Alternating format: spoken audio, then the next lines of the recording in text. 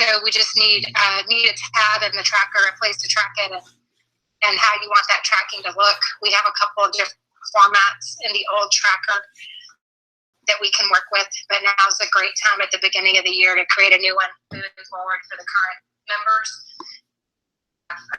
Consistency on that side of the tracking as well.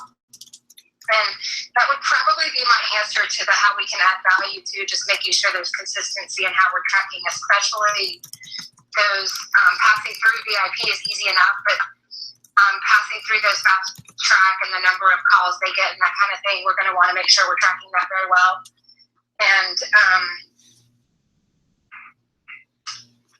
correcting or how we can make what didn't work. You know, I sent everyone emails. Most of them got back on the calendar. That's not a big deal. We have systems in place now to make sure we catch as much of that as we can. So other than the tracking issues on the VIPs and the fast track members for their bonuses, that's really all I have. I'm complete. So just for tracking purposes, what we can do to make it better is the spreadsheet. Is that what you're saying? The tracker? Yeah, and in the old trackers, we had a tab for the VIPs, and then we actually had a couple of different tabs when that business results versus the bonus for acceleration and elevation when all that was changing. So just, you know, which we want to use moving forward and just make sure that is included in whatever new tracker we're going to be using. Thank you. Mm-hmm. Hey, Penny, this is Rudy. I'll have that tracker complete for you by the huddle tomorrow. New tracker. Awesome. Thank you, Rudy. Hey, guys. Dominic here. Can you hear me well? Sure. Awesome. Excellent. Happy New Year to everyone. Welcome to 2017. So what has worked was definitely the promotions. A few new clients and VIPs came in as a result of that. So that was great having people just make decisions and step into their future in 2017. Also what has worked is just listening to clients, but not continuously just listening and not really believing in their concerns and just moving forward through it. I just had a client just right before this call who sent in a request to refund, but then after speaking, you know, she was just like, okay, well, actually, I'll just go into watching module number 5. And so it always works, and it always will continue working. So a lot of also other things obviously have worked, you know, all the improvements that you guys are making to the team, taking on new opportunities for new clients, and all of that is absolutely working. What did not work? Some clients rescheduling due to the holidays and just, you know, things needing to be moved around. That's certainly what has not worked in clients in my schedule. And besides that, I can't say, well, just, you know, the phone system, but that's been a, you know, ongoing challenge on and off. But besides that, to do things differently, I think like Tom mentioned, we're already doing it, we're improving, we're adding new clients, so we are on the right track. We just need to keep meeting the numbers and stay on top of it. And with that, I will be complete.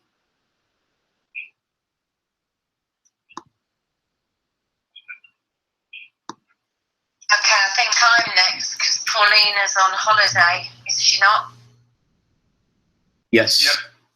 Okay.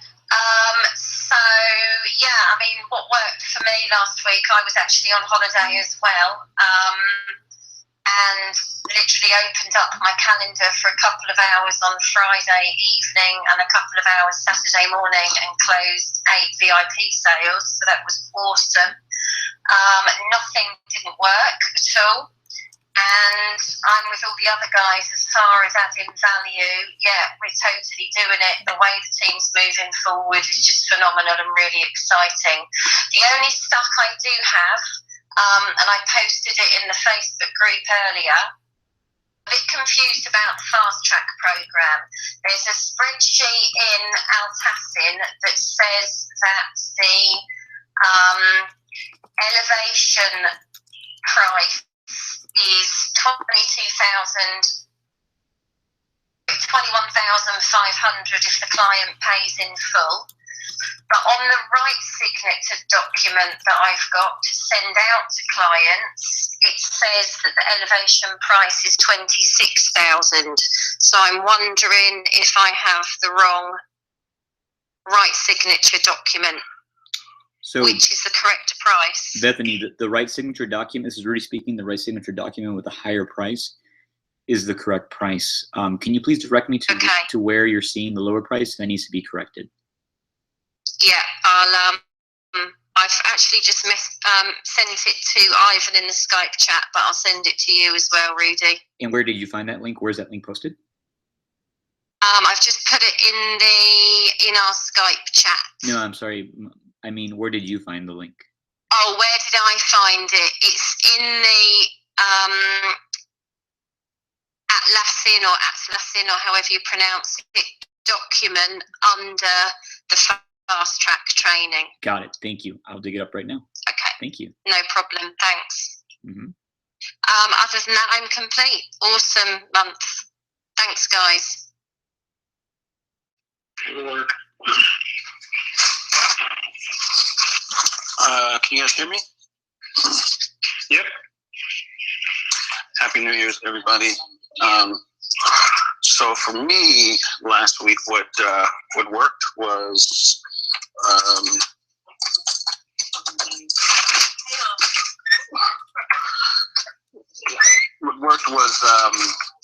the closeout of the month. Or what worked for me also was some awesome training that we got from Dominique's last sales training. That really worked to help me upgrade my skills as a coach, mainly from the sales perspective. What also worked, what didn't work was, the holidays, people bouncing around. I think some coaches have stated, some reschedules. What also didn't work for me, I learned my lesson, is that I realized I was only on for like 6 or 7 days during the month of December. So that really impacted my income big time. So that didn't work. That's something that didn't work, and I have to do a better management job of when we're going to be out or when I'm going to be out in the future to figure out how I'm going to eat that month as far as an income. What can we do to get what didn't work to work? Or how can we add more value? I may be going out of order. I don't have it in front of me. Sorry, guys. I would love to see in 2017 we do more sales training, structured sales training. In the past, I've been getting amazing support so far from, whenever I have a stuck or whenever, as I came on board as a new coach last year, I guess around November, the team is very responsive and very open and very helpful in that regard. I love it. Thank you, guys. I wouldn't be here today speaking without any of you listening to me as a stand for I'm an amazing coach. So thank you for that. And what I would love to see is to maybe moving forward, the coaches that are present and the coaches that come aboard, is if we have more structured trainings with people like Johnny, individuals. I know if we hear from different sides, it sort of helps. Rudy and Josh have been amazing because they were the pioneers here. And then, of course, to hear it from my peers as well. But then also to get people who are not sort of on the team who have that expertise, which Rudy is always such a stand for bringing us the latest and newest, from Keith Cunningham to so many amazing resources from Tony Robbins' team. So to have more like Johnny in 2017 really gets me excited and pumped, and I know it would make a tremendous difference for the rest of the team to get sort of just definite sales training in that regard. The stuff that I have, Rudy, is I'm looking to find out. I have 3 clients right now who say they have 500 to put down today, and I did get a request from support from Claire, and she was sort of asking me permission, but I felt like it was a higher ups call. So my question is it okay to take down? So 2 of the 500 deposits are looking to do 1,000 down. They're looking. They can do it in 2 weeks. They just need the time. And so I want to find out, if we're okay to process the 500 payment. I did request more, try to negotiate with them for more. They absolutely don't have it. One person can get it by tomorrow, and I told her because she's on my books, we could still honor her based on Fernie's note in Facebook that we could still get her in grandfathered, so that's okay. But I have 2 other clients who say all they have today to put down is the 500, and then in 2 weeks they'd be able to put down another 500, and then they're going to try to upgrade and pay the difference, with the understanding that if they upgrade within 30 days, they could be grandfathered in for full price. If not, they go into the payment plan. So my question is, can I go ahead and process those orders off of a $500 deposit? And with that, I'm complete. Hey, Vondell, this is Rudy. My recommendation would be to not do it off of $500, just based off past experience. The majority of people who try to do that kind of installment type deal don't follow through. Okay. And if you're going to do anything, put them on the payment for bronze. What is that, $1,500? It's 1,000 down. Yeah, they didn't have it. Yeah, that's what I was talking to them about. I said I'd have to get permission. I said I can do it on my own at 1,000, but if not, we talked through it, and they said no. I absolutely. One person said they're going to ask it from a friend, and they're going to try to get the 1,000, and she was just concerned she'd lose her, the deal. And I said, well, no, you have been in full integrity. You have, at least because you're on my calendar. And then the other woman said she just wouldn't have it until 1/15, like January 15th is when her next payday comes. Yeah. Vondell, we've done a lot of testing with. Yeah, I know. And it actually costs us more money to do that, especially because the percentages of people who refunded that amount it's at least double. Oh wow, okay. And then you've got transaction fees and stuff. Yeah. So just let how would cost them more money. Okay, so Josh, with that, what would be the best way to say that to them? Just let them know the best I can do. Just kind of don't make apologies about it. Just I told you I'd go to bat, or I told you I'd ask. They came back and said if you can do the 1,000 deal, just kind of that way, position it that way. Yeah. So the biggest thing is you want to empower them, right? So you want to empower them and being excited that they've actually made a step in their lives around putting around 500, and again around creating a possibility of what they're going to step into in 2017 by finding this $500 and the next is whatever time you choose. Does it make sense? Yeah. And if they've already expressed to you that, the 15th is all they can do, say, okay, awesome. Presence them to what's predictable in their life, right? So like what's predictable is that between now and the 15th, life's going to get in the way, right? Hasn't that happened anytime you've gotten ready to step into something big? Yes. Awesome. So how do we actually keep that from happening? If that makes sense? Yeah. So what actions can we take today that can set us up such that come the 15th, you're running through that and you're getting started instead of, oh well, my mom called or I had a light bill that I didn't expect. Does that make sense? And actually set them up such that come the 15th, they're more excited about the 15th than they are, and being responsible for their financial situation and saying it just doesn't work. So that would be good. Okay, and then the last part, they'd have to go into the non-grandfathers part, because I think they're just mainly concerned about being grandfathered in. I think because we're at the time frame we are. So just let them know that they still get to upgrade, obviously, but they'd miss out on that. Hey, Vondell, this is Rudy. The way I would handle that, and we'll put a nail on this, and we got to move on for respect to everybody else's time, is just set an appointment for the follow-up for the date they said they'd be ready. If they're ready that day, if they honor that call, you can grandfather them in. If they miss that call, they lose the opportunity. Okay, perfect. Yep. All right, cool. Thanks. Yeah, I'm complete. I just didn't know when it went away. Okay, gotcha. Yeah, no, absolutely. Good question. I'm sure that's very relevant to a few people here, so thank you. Okay, cool. I'm complete.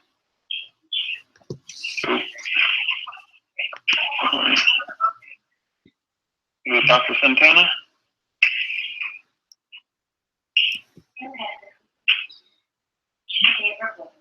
Does anyone know when Rafael, did he communicate when he's back?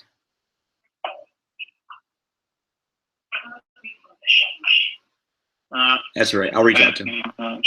All good. All right, who's next? All right.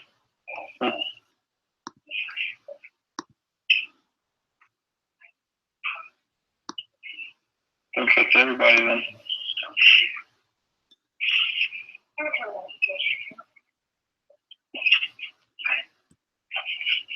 All right, is everybody on the line got a chance to speak? This is Carrie. I was just wondering, so I'm supposed to be starting my training with Raphael this week, and Rudy, you had said that there was some training that you were going to send over, and I haven't seen that email, so I was wondering if you could resend it, if you did send it, so that I could be taking a look at everything and learning. Yes, Carrie, so I just want to confirm that your email with Evernote, because it's a file in Evernote, is, let's see, which one is your best email for Evernote? Just want to make sure I have a few of your emails. You can send it to coachcarriehyam@gmail.com or whitney@whitneycarriehyam.com. Okay, and that will, do you currently use Evernote? I do not, but I will set up an account with them. Okay, yeah, I think you have to access the files that I'm sending you. Okay, no problem. Okay, so I'll send it over. Once you set up your account with Evernote, let me know which email address you're using with Evernote. Okay, I will do that. Can you do that right now? And you have a chance. And if you can get it to me sooner, as soon as you can get that to me, I can get you the training. Yes, I will do it as soon as we finish the call. I will set it up and send it over to you. Great. Thank you so much. Thank you. Alrighty. All right, guys. It looks like my computer froze on me last time, and I'm unable to change what on the screen. So I need to actually shut down the GoToMeeting and then come back, relaunch it so I can share my screen with you guys. So I'm going to go ahead and shut it down on mine. Everybody go ahead and log out and then give it like 30 seconds and then come right back in. Okay.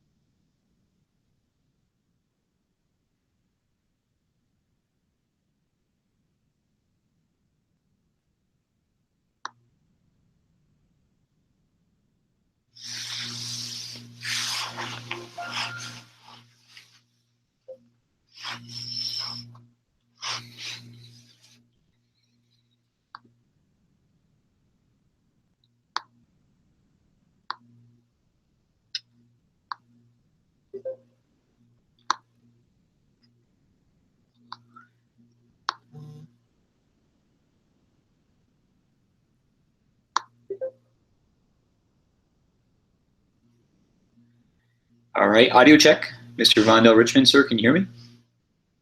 Yep, loud and clear. Okay, great. I'm gonna give everybody a few more seconds to come right back in. And can you see my screen? Yep. Okay, great.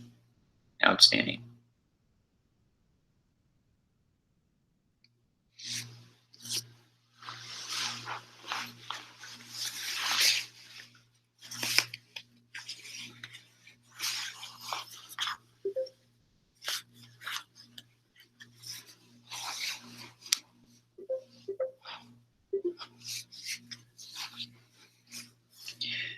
All right, guys, I'm going to go ahead and jump right back into it. So what I wanted to cover in the last 18 minutes that we have together, guys, is just a couple quick tools on tweaks that we're making in 2017 to continue to optimize and to add value. One is we're going to change up how we're standardizing the reporting on a dashboard. We've already started testing this with Cake McShay, and I want to give a ton of credit to Penny Kelly for actually coming up with the template on it, but it's been super, super handy. And one of the things that we know from Keith Cunningham, guys, is what measured gets improved. And the more frequently we measure, the more it gets improved, right? So what we were doing in the past was outstanding, but we think the formatting here will actually give us more data that will allow us to make more strategic decisions. So I'm going to just kind of give you guys an overview of what that looks like. Actually, I'm going to show you. I'll actually show you the one we've worked with. Actually, let me show you here. Can you see my screen? Okay, great. So this isn't shared with anybody yet. I'm going to share it with you guys here momentarily, but it's fairly straightforward, guys. These are the critical drivers that we're measuring every day. Number of outbound calls, number of meaningful conversations, which basically means number of people that picked up the phone when you called outbound. The number of free sessions that are booked, number of follow-up calls. I may move this column a little bit to the right, but I just want to let you know it's one of the things that we're tracking. Number of free sessions that sell that were actually scheduled for that day. The number that were actually completed, right? That's going to give us a performance metric of, hey, what's our actual show up rate? We're going to track event deposits taken, whatever that might be. It'll probably be, no excuses, 8 at that point. Number of sales made, the total transaction value for those sales, and then the average transaction value. Right? And we're actually going to, so what you're seeing here in the green is like the total monthly, but down right below here, you'll actually see broken down by week and by day. So this week of 2 January 2016, you'll see Ivan, Ton, everything in alphabetical order. And you see it says here Monday total. So what we'll be doing is every day on the huddle or on our meeting, we're basically going to just go through our numbers, brief our numbers from the previous day. So tomorrow, Tuesday, which will be Tuesday here, when we're on the huddle, I'm going to have everybody just go down through your line. You just go right across. So Ivan, you go, X outbound calls, X meaningful conversations, X free sessions still booked, and so on across the board. And what that's going to give us, guys, it's going to give us really spot on drivers and data that's going to allow us to really see, hey, where can we really optimize? Where can we make that 2 millimeter tweak that's going to exponentially improve performance across the board for everybody? So you see it's broken down by every single day: Monday, Tuesday, Wednesday, Thursday, Friday, Saturday, and Sunday. And then the the whole week is automatically calculated here at the very end. You'll see right here by individual and totals for the week, and then we'll roll into the next week. And all of these, of course, roll into the top monthly tracker here. And as you guys know, we have a few different clients that we're currently managing. We have one of these tabs for each of the clients, and then we'll have one nice, beautiful, one master for the entire month from all our different clients. And then we'll have one big, beautiful tracker that'll track the entire year, 2017. So you can see how everything feeds into everything, and we'll have one dashboard that's going to allow us to really see all of our trends across the entire board, driving towards our goal, which we talked about earlier this year, or this session, right, towards 2017. So I'm going to check in with you guys real quick and see if you guys have any questions on that. And again, thank you, Penny, for giving us the template on this. Really, really, really good. Hey, Rudy. Hi, Rudy. This is Jeff. Go ahead, Bethany. That was Emma. It's okay. What's the difference between an FTS booked and STS scheduled for present date? Great I'm not too sure, what we should be putting in. Great question, Emma. I'm so grateful you asked that question. And I'm open to better language that'll make more sense. But essentially, what we want to track is we're going to have people that are designated to call outbound, to get on the phone, and to schedule a free sessions that sells for a future day. It could be that day, possibly. I mean, that'd be ideal. But typically, it's scheduled for a future date, right? Like either later that day or the next couple days, right? It's scheduled for a future date. This free session is still scheduled for present date. That's how many are on your calendar for today. That's or for that day, I should say, because you're reporting how many were actually on your calendar for that day. Does that make sense? Yeah. That's a really good question. I'm open to better language too if you have a suggestion on that. So this is linked with people that are going to be making outbound calls for this column. Yep. That you're in now. Okay. I won't really be putting anything in there at the minute. Unless that was your role. But does this make more sense here? Yeah. Does this language make more sense? Yeah, so basically, I get it now, as in someone's phoning, they're booking it for a future date, and we're filling in the column with how many calls we had scheduled for present date and then completed. That's correct. Yeah. That's correct. I'm with you now, yeah. Thanks. Great question. By the way, you still have your name next to these. If it's a 0, just put zeros next to them. Right? If that's not the role you're playing, because we want to put zeros in there so that we know we're accounting for everything. Yeah. Great question. I believe Joshua had a question. Yeah, Rudy, just from calculations perspective, are they going to have to keep 2 separate trackers for sales or VIPs versus accelerations, or is that already being tracked somewhere else in there?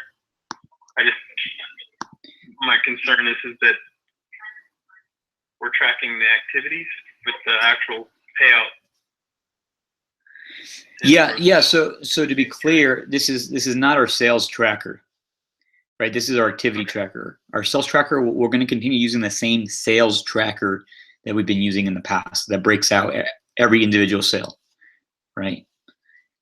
And that being said, how we account for for accelerations, elevations, it's just a sale, right? So if you do an acceleration or elevation sale, it's a sale. Just put it, add that to your sale column.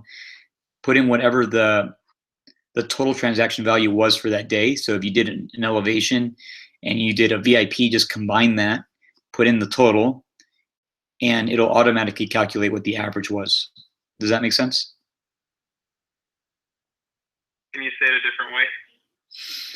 Yes. So for the sake of this tracker, right, all sales are just sales. They all, regardless of what the sale was, whether it be a phone assisted, annual, a VIP, an acceleration, an elevation, it just goes into this column as a sale made, right? And then you account for the total transaction value, basically total amount of sales or revenue that you generate that day in this column. So you just add it up, right? If you did 1 VIP and 1 acceleration, just take the total amount and you put it in the total transaction column. Does that make sense? So basically, we're going to add up the gross sales amount. Yep. In there. Uh-huh. For each sale. That's right. On each day. That's right. And then it'll tally the total up top. Yep, that's correct. That's a quality question. Ivan, did that make sense to you? So let me clarify real quickly. So I1s are now going to be the fast start, the FSTS, and then I2s, I3s are the follow-up calls. Is that correct? That's a great question, Ivan. Thank you for clarifying that. So for the sake of standardization, right? Standardization, what we're going to do, technically an I1 is going to be a meaningful conversation, right? It's that initial conversation that we have with the client. Basically, the first conversation is technically a meaningful conversation, right? It's not a sales call.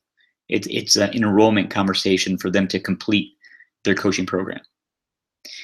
Now, the actual, the next call should be a free sessions that sells. The next call. So in the context of Ignition, right, it should be, this is the model I like to go to, is a free session that sells with the offer for VIP on the second call. And then scheduling, if they don't upgrade, scheduling a follow-up call for the next day or as soon as they've completed module 5. And then that third call will be annotated as a follow-up call. In this, So a follow-up call is anything outside of I1, I2, I3? well, technically a follow-up call is anything outside of I1 or I2.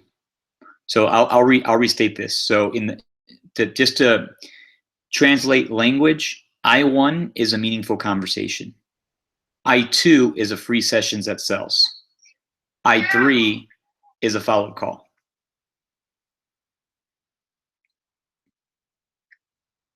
add that into the columns? Yep, absolutely. Yep. Good point. I'm glad we're having this conversation. Thank you. I have a question. Yes, ma'am.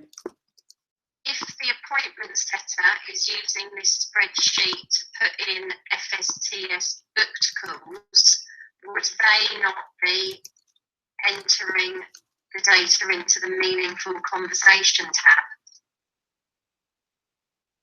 Yes, they will as well. Wait, ask that question a different way. Can you ask that a different way?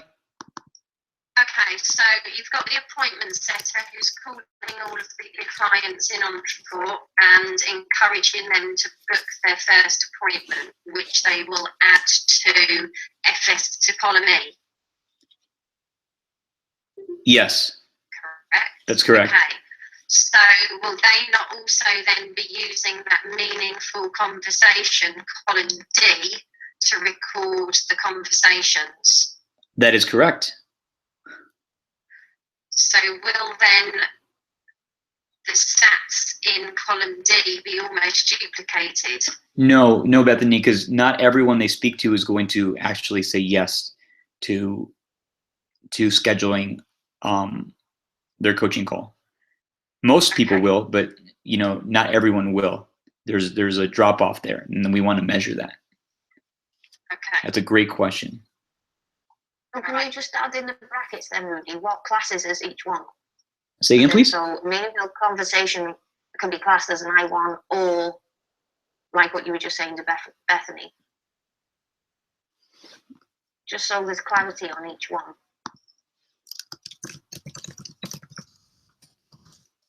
There you go. Just the first call with the client, however it happens, right? The very first conversation with a client is technically the meaningful conversation. Great question. And then I got a quick question for you also, Rudy. Go for it, sir. So if we're going to now offer the VIP partnership before they've done module 5, is this something that has been tested, or are we going to be testing it out?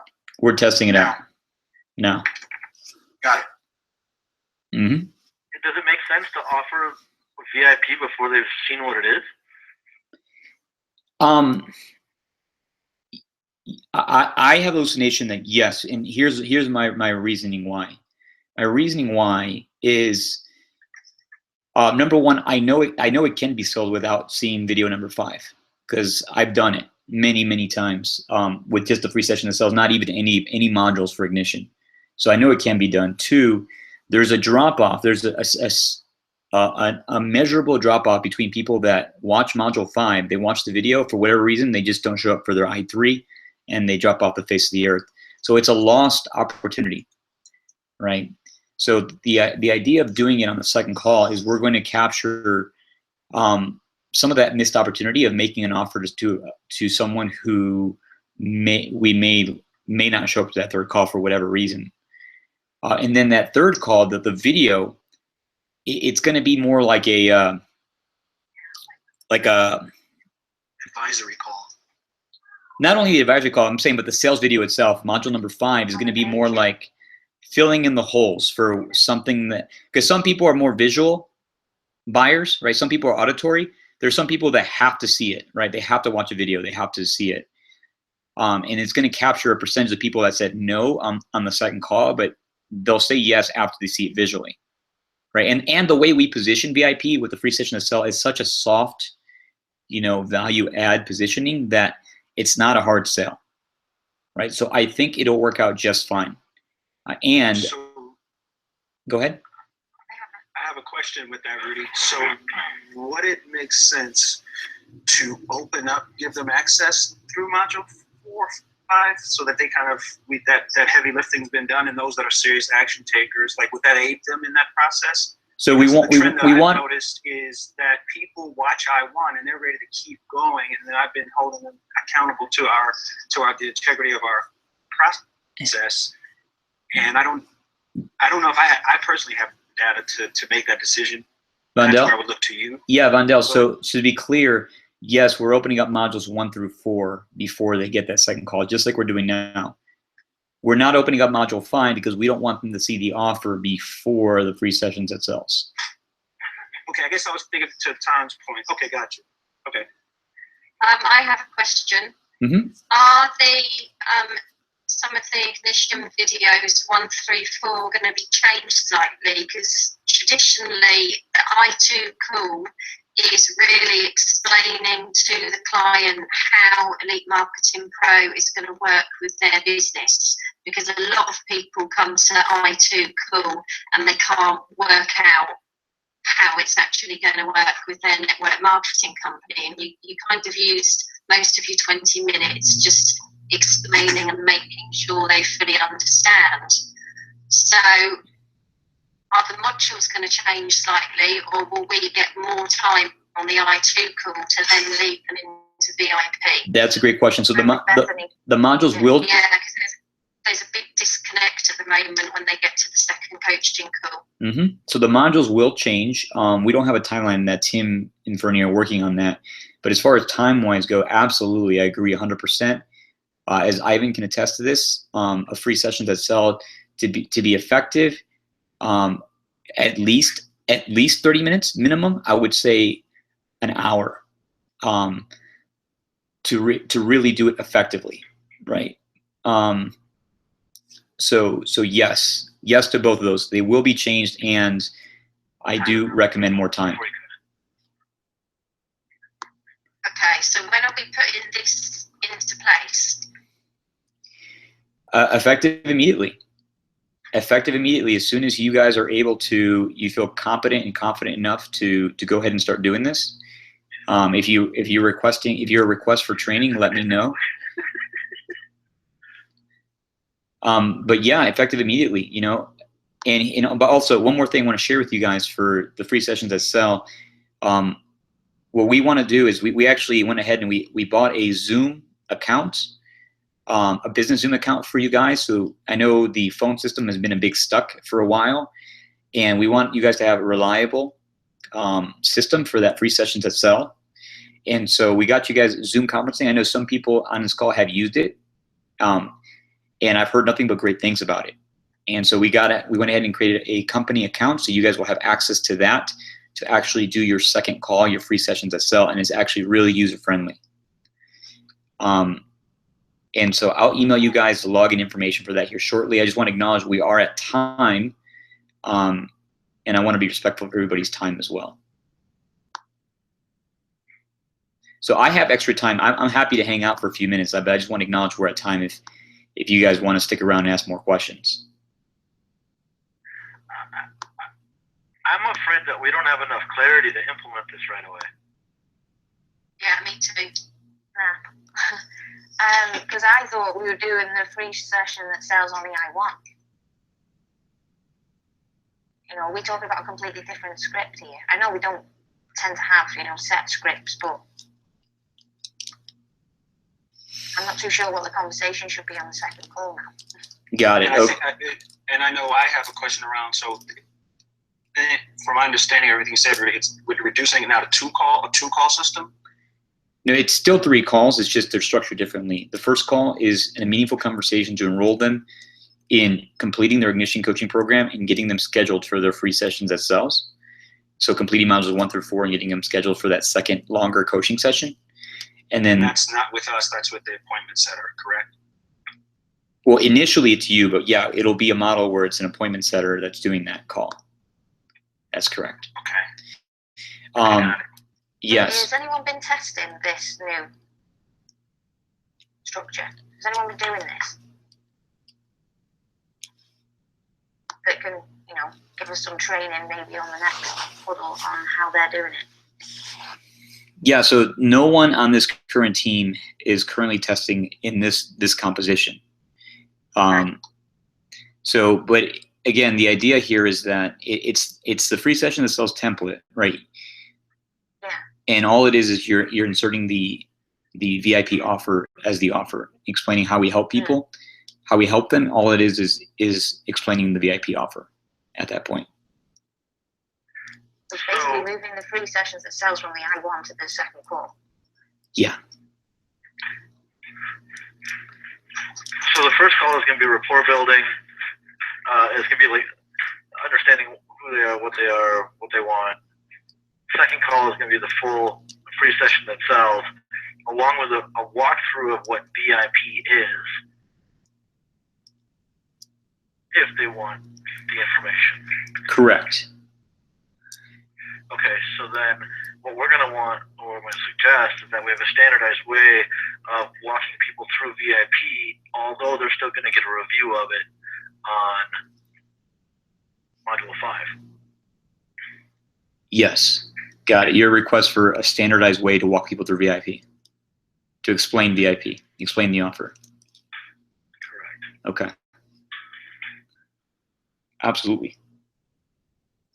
And this is just going to be like a test period, really, because obviously this is quite a big change, and what is working now does work.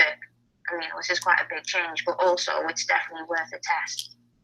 So I'm just a bit worried that if we change it too much, do we lose what's working?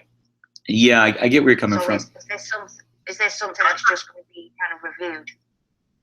Can I propose something? Go for it, Evan. And can maybe I test this out, maybe for the first week, and then report back? This way, what's working will continue to work, and we're not going to end up jamming our numbers, especially considering that this month, at least the beginning of it, we're still getting the grandfathered VIP. We want to make sure we close as many of those people as we can. Okay. Yep, I'm okay with that, Ivan. If you want to take the lead on that, and I know you're trained on free sessions itself. Yeah, that's exactly what I was suggesting. I'll start that tomorrow with my calls. Okay. Can you send me this tracker ASAP so that I can start tracking that tomorrow? Absolutely. Absolutely. Will do. And I will send this to everybody, guys. And even if you're not changing the formatting, go ahead and still continue to start to track your I1s as meaningful conversations, your I2s as free sessions that sell, and your I3s as follow-up calls. That way we're just starting to standardize the process. Will you record those calls as well, please, Ivan? Consider it done. And Ivan, I'll give you access to I'll give you access to the Zoom account for the team as well. So they'll be recorded in the cloud. Perfect. Awesome. How can I ask? I don't mind taking on new processes, but I'm also the type of individual who likes to know why. So how did these changes come about? Why did we decide to do a different structure all of a sudden? Was there some sort of initiative from EMP that they wanted to address the changes?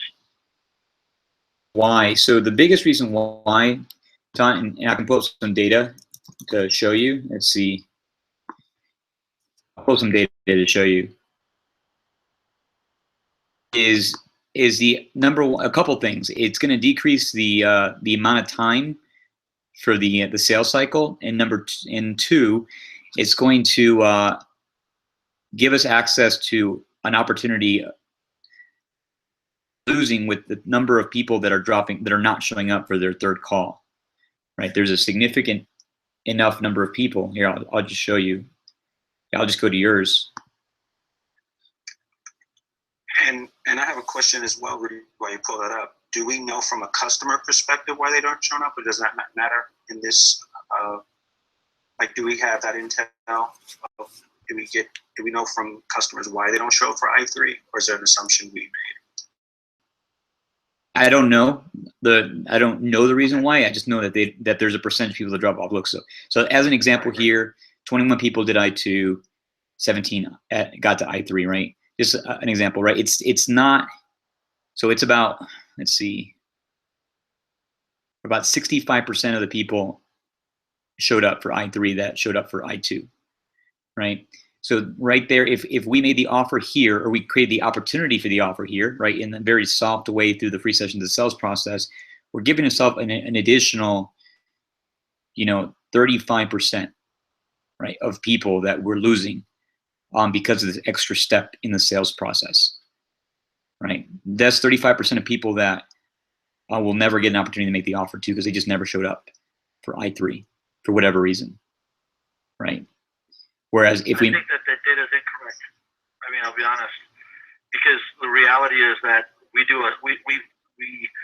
report on a 30-day period. We're not reporting start to end of a particular client, and so you get a bunch of I1s at the end of the month. Then all of a sudden it shows on the report for that monthly tracker that you didn't do an I2 or an I3. Okay, so then that's not a valid number to say, okay, this is who's not showing up for I1, 2, or 3. I can get a request in January or in December, but it didn't happen. But then in January it does happen. So I'm afraid that the data that you're looking at is not representative of what's actually happening. It's only what's happening in that 30-day window. got it. Yeah, I'm inclined to agree. As an example, on Friday and Saturday, I had 13 clients book on my calendar for today, tomorrow, and Wednesday. So all of a sudden, my coaching requests for December has jumped up to 66. But 13 of those are going to go through their I1, their I2, and their I3 in the next 10 days. Yeah, no, That also affects your sales figures as well, doesn't it? It brings your sales percentages down, but you haven't had a chance to have that sale conversation with that person yet. Yeah. yeah. So I totally appreciate that, and I get that break off at the end of the month. But just taking a look here at just Raphael's, I mean, the point here is that there's a percentage of people that they just never show up for I3 for whatever reason. I mean, I'm just pulled up 2 right here that had their I2 on the 21st and the 15th. They didn't have an I3. Rudy, Sir. just an FYI, I have gone back and asked some of the people a few months down the line, and they answered. And I asked them why they didn't show up for their calls. I will tell you that the two answers that I get consistently is, number one, they believe that EMP is based on what they're getting from the modules, is pushing them to become affiliates and not to build their network marketing businesses. That's the number one reason I'm getting from almost every, and the reason I do that is I'm kind of anal about stuff like that, so I go back and track it. Yeah. And find out, and I'll call and I'll call and I'll call until they answer. So I've had a lot of them tell me that that's the number one reason. The second one is, I can't remember which of the module, but some of them are offended because they believe that Tim is basically talking down about the network marketing industry. I think he's already aware of that, and from my understanding, that the change is coming for that specific one. But those were the 2 reasons why I've gotten from my clients why they do not show up for the I3. Yeah, thank you, and that's noted. And yeah, they're working on that, absolutely. So yeah, just an FYI for everybody, in case you're wondering, at least what I'm getting from them. Those are the 2 reasons. Yeah, same here, exactly. Or the third one is just they plain can't afford it and they're too embarrassed to say, so they don't come to the call. But it's mostly the first 2 that Ivan's just shared when I ask clients. Right.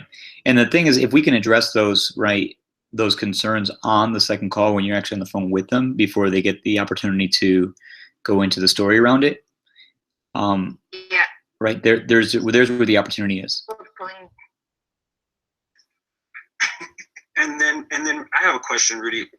I'm like you. I'm going to borrow your, steal your thunder. I may be hallucinating, but if we asked, would a better question be to the people who did show up, what made you show up, and then make our adjustment based on that, versus the people we never talked to and it doesn't matter because they dropped off anyway?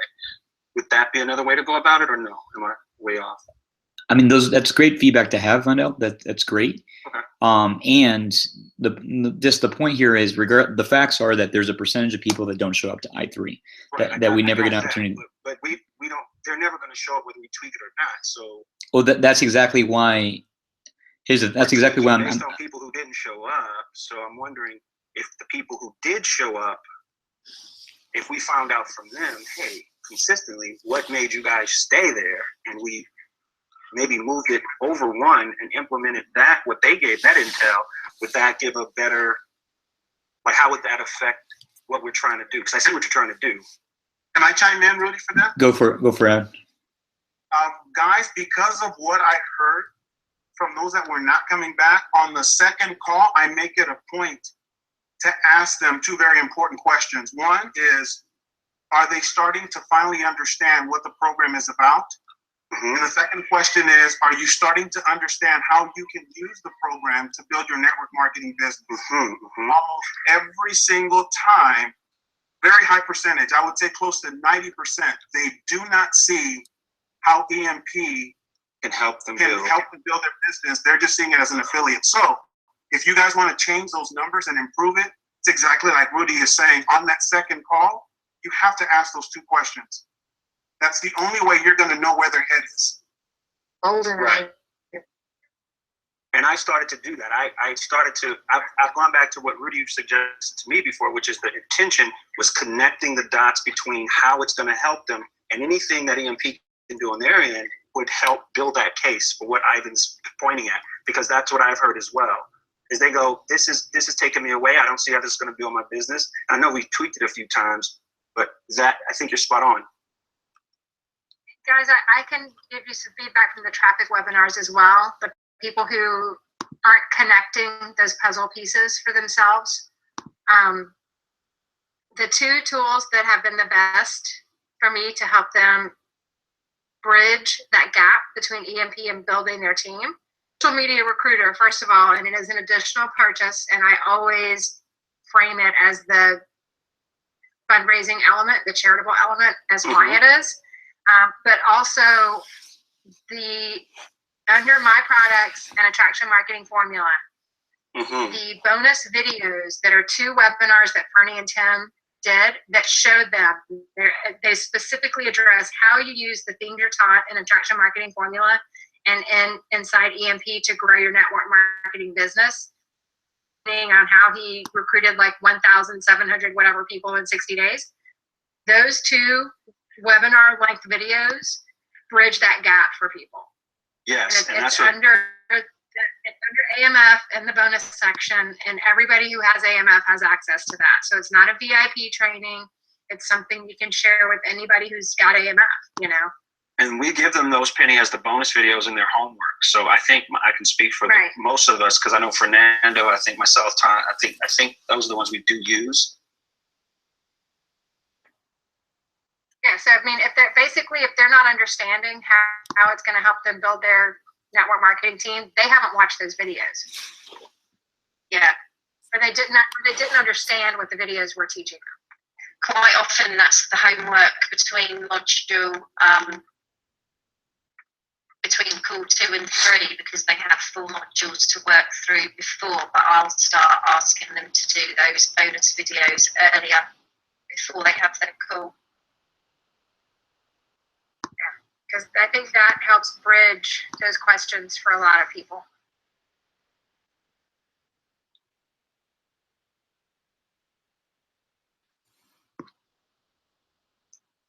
Great feedback, guys. Real quick, do Penny or Carrie, do you guys want to share anything about Zoom? Because I know you guys both use it. I will actually defer to Carrie if you don't mind talking about it, Carrie, because I've used it like 3 or 4 times total, and I know you use it pretty much every day. So I would welcome you from the perspective of sharing with the team. Yeah, absolutely. Zoom has been the, I guess, bread and butter of our entire strategy. And what's really great about how we're able to use Zoom, Whit and I were actually just talking about this, is you guys are talking about that gap that is hard to bridge of people understanding how EMP is going to help their network marketing business. That's the gap that Whit and I have been able to bridge from the get-go because of using Zoom and video chatting.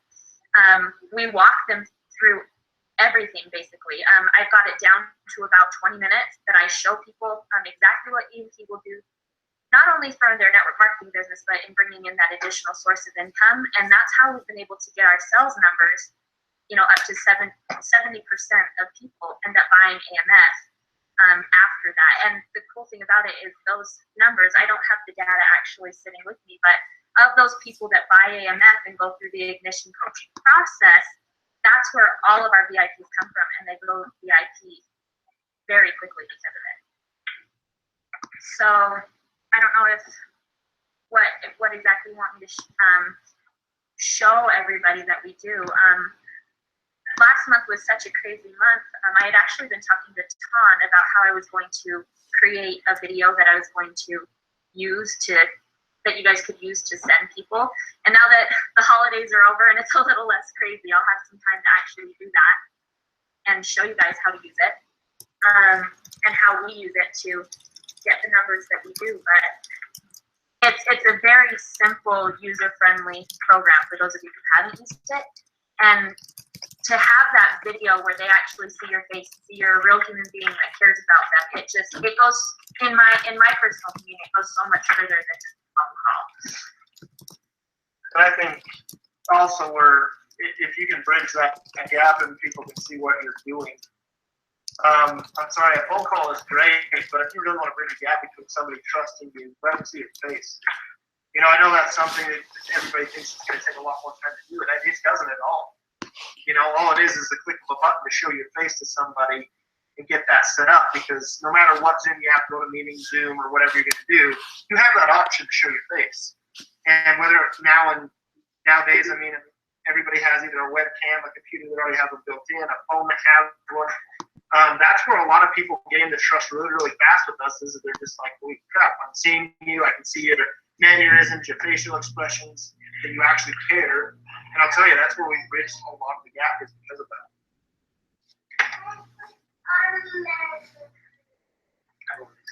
Awesome. So I can't be naked anymore during calls. Well, just from the waist down. You can't be naked. Yeah, I'm gonna have to get dressed now. Just I'm gonna do my hair now. just a shirt. You can leave your pants off. And I gotta get in some light. Well, the really cool thing about, what's really cool about Zoom too is you can record your sessions. And so, even if you wanted to just take it at the standpoint where you bring people into that first call and then you actually create a video where you walk them through your own, funnel and strategy with and how you're using it in your business, you can do that too and just kind of give it to them as a homework for them to watch so that they understand, and that gap of understanding is gone. Hi, Ivan.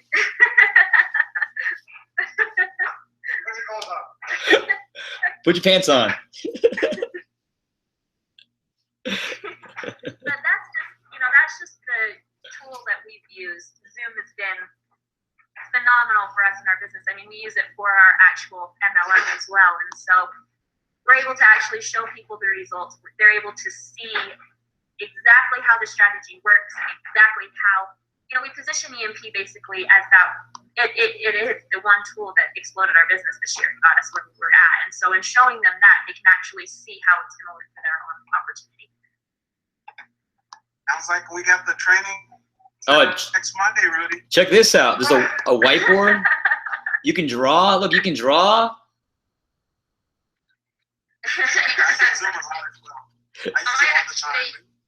I use it for all my videos as well because the sound quality and the picture quality is so good. It is and it's cheap. And it is cheap. We've tried using Skype before, but with Skype, the picture can clear. You end up getting glitches here and there, but we never really have that problem with Zoom.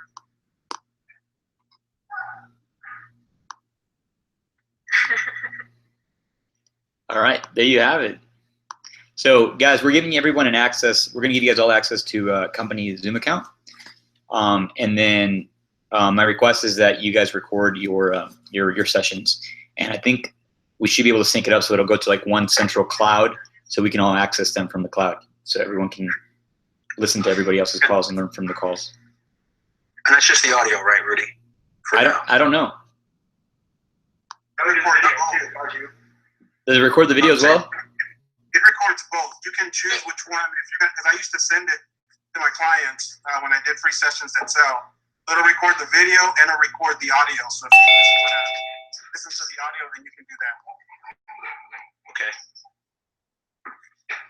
And then we still would call clients, or it's kind of like Google. It's like Google Hangout, I think. We call them on it, or they click on a link in their email, Is that how it works? It's a link that they need to click to join you. Okay, great. And so we'll just, Yeah, so when you set up ooh, to have a question. second appointment, you'll have to set up the appointment in Zoom. You can pick the time and you can email them the link and they click on the link to join the meeting. Can we all be on at the same time? Like, like Whitetail, could we, if we're all logged in, or will it interrupt each other's Zoom calls? We have to check and see if. You can create a reoccurring link, which is your own personal specific link. That's what we've used. And that way it's the same link to every single person that we're sending it to. We don't have to actually create a whole new meeting with each person we're talking to. We just use the same link that we send to everyone, and they just get on at that specific time that we have scheduled.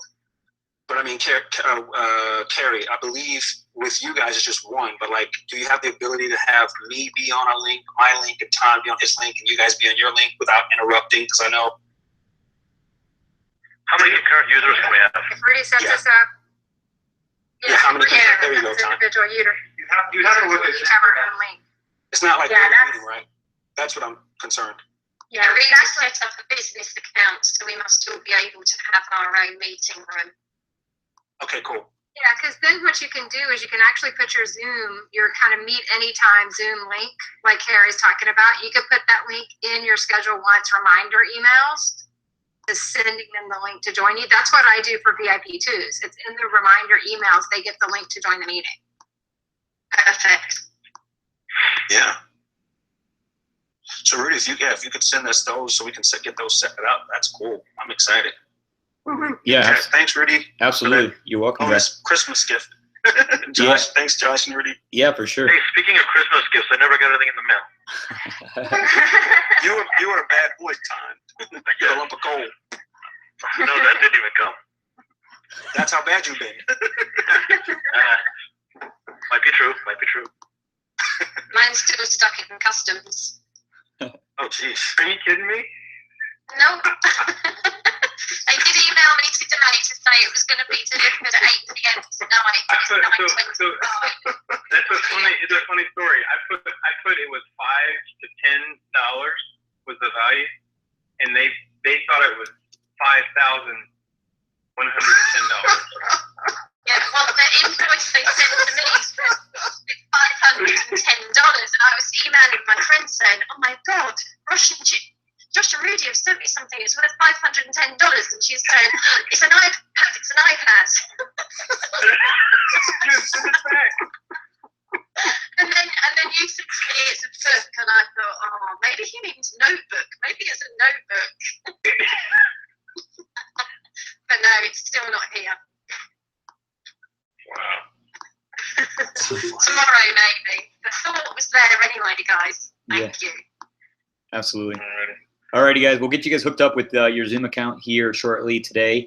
Play around with it, have some fun, and use it at your leisure.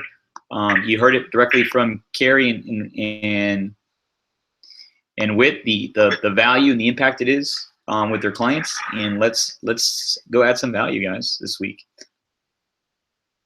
Ivan, thanks for taking on the test, brother. Ivan's had to jump off, but yeah. That's okay. So keep everything as standard. Please continue. I'm going to share the tracker. Just be sure to track on the tracker regardless, and we'll update the process here as Ivan completes his test. Okay, guys, I've got to hop off. I've got a call now. All right. Be blessed. Yep, we're complete. I'm waiting for a call. Second run. All right. Yeah, gotta go.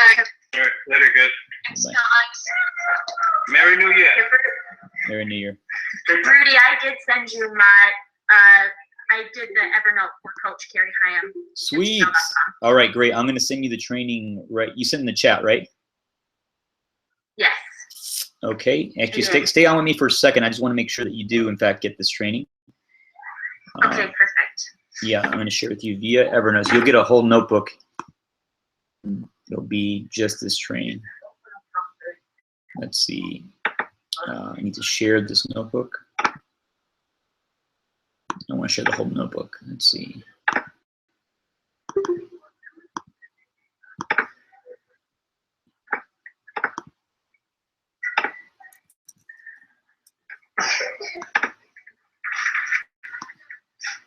Okay, I just shared it with you. You should receive a little message inside your Evernote. Let me know you got it. Let's see here. You sent it to the Evernote itself, correct? Correct. It'll be a chat inside of Evernote. Has not come through yet. I'll try refreshing it and see if that will. Okay.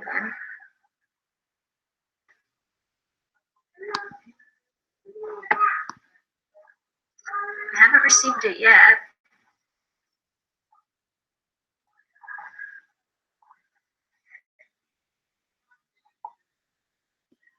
And you are in Evernote, correct? Correct. I am. Let me try something. Where should I be looking for it to receive it? So go ahead and share your. Let's do a Zoom call. Okay. Yep. Good idea. All right. I posted my Zoom link in the chat there. Did you get it? Got it. In the chat? Yeah. Oh, there it is. Perfect. Yeah, come in Zoom and then. Okay. I will click on that real quick. Okay, great. Open Zoom. That's so cool. Oh. All right, so I'm going to share my screen in Zoom, okay? I'm going to go ahead and close the GoToMeeting. Let's see. Can you see my screen right now in Zoom? Yes. Great. So it should pop up here on the left-hand side of your Evernote. Oh, I see. I see your screen, but it's your whiteboard. On whiteboard view, let's see. How do I whiteboard view? Oh, that's why I'm selected whiteboard. All right, desktop. There it is. Oh, I love the schedule feature here. You can actually schedule your next Zoom right here on the Yes. Look at that. Does this sync with? It does sync with the calendar. Yes. Holy smokes. We love Zoom. That's cool. All righty. So, okay. So you can see my screen here on the left side of your Evernote. A little button here should say Work Chat. Oh, okay. You click on that guy. Let's exit out of full screen and let me see if I can see it there. Mine looks a little bit different. Let's see. I've got notebooks, notes, shortcuts, search, new note. I don't actually have that little tab on mine. Screen? Yeah, let me share. You will need to unshare yours, I believe, in order to see it. Okay. There we go. All right. Okay, so this is what I've got over here. Okay, super cool. Let's see. Go to that little search. Okay. And just type in FSTS.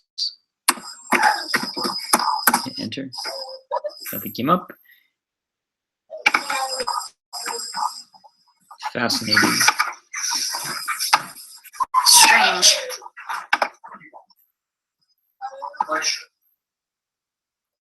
Can you confirm the email address that you gave me? Yes, Coach Carrie Hyam at gmail.com.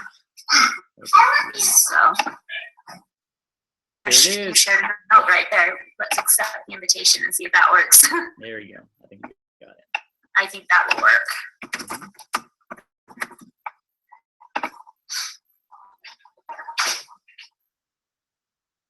Aha, there you are. Perfect. Perfect. There it is. Yeah, so go ahead and go to that notebook.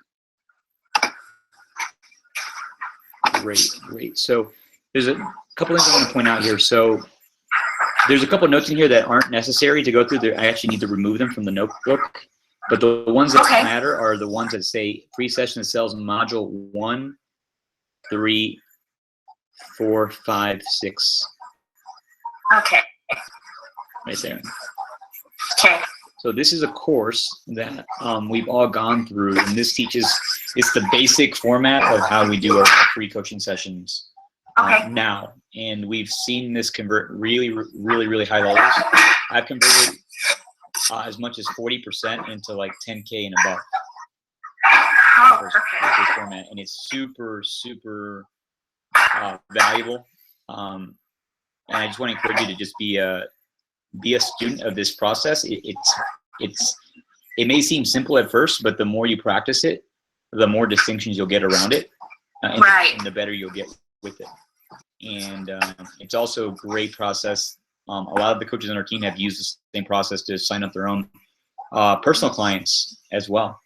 So this will be a huge, very valuable skill set for you to master. And Raphael will provide plenty of training and coaching around this once you've gone through the training. Okay, perfect.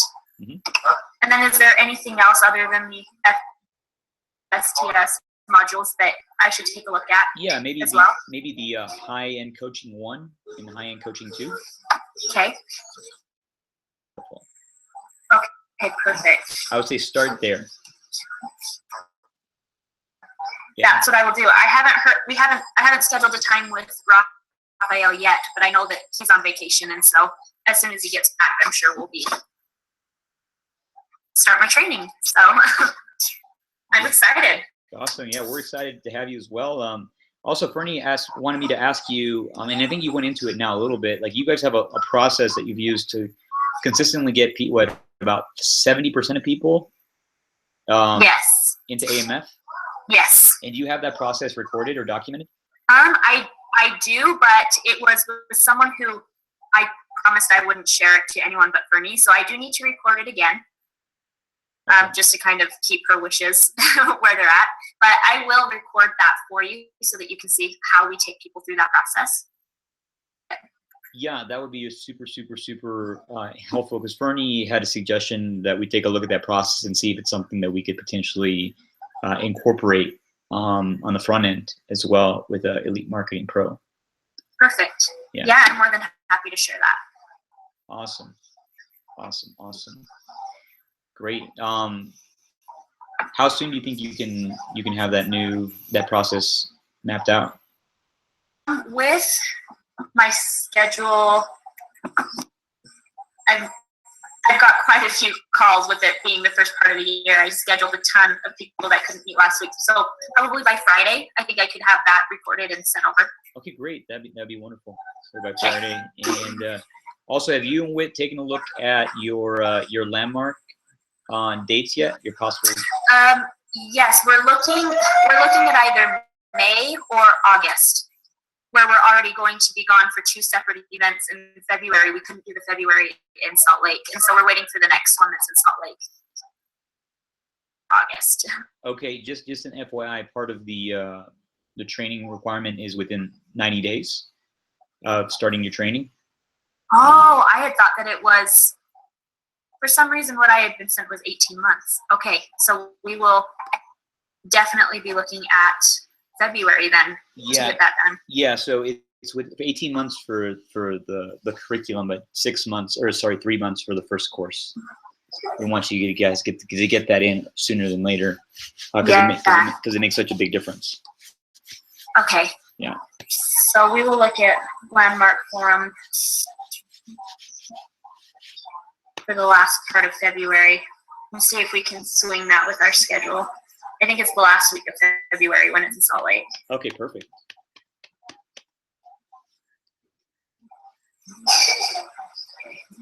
If we're not able to make that work, we'll see if there's one in Vegas or somewhere closer in March to get that done. Okay, awesome. Yeah, they do those all over the country, so yeah, bound to find one that works. Okay, perfect. Every weekend somewhere. We'll do that. So is there a specific Landmark Forum? Because I know that they have a bunch of different ones that they do. What is the name of the one that we should be looking at? It's just the Landmark Forum. It's the same course. Okay. Mm-hmm. It's the same one everywhere. Okay. All right, that's what we'll do then. Awesome. Hey. Yeah. Thank you. You're welcome. We got your training. Look forward to keep hearing from you on the huddles, and just let me know. We continue to support you. I know once Raphael's back, any day now, he'll be running with you here shortly. Yes. Thanks, Rudy. You're I welcome. appreciate it. You're welcome. Have an amazing day. Okay. You too. We'll talk later. Okay. Bye bye. Bye.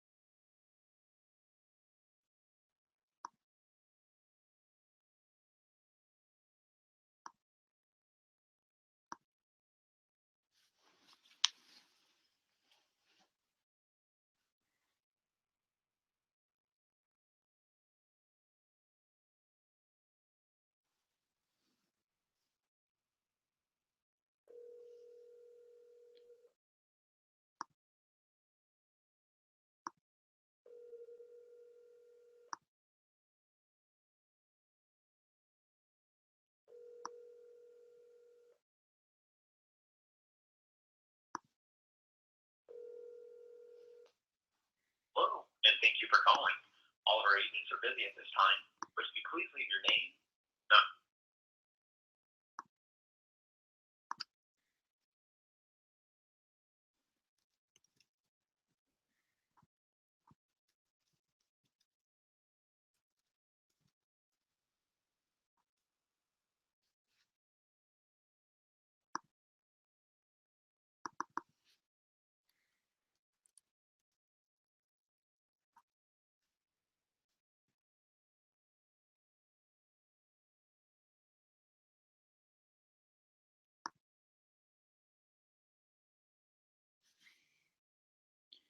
Hey, brother, I just sent you a Zoom link. You can test it out. Join me on the Zoom.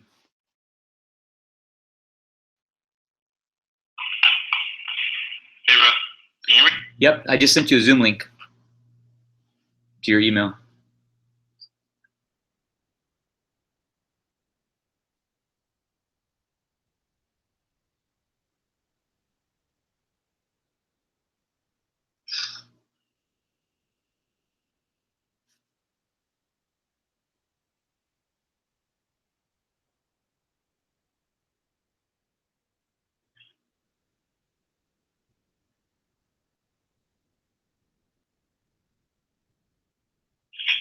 Hello? Yeah, brother.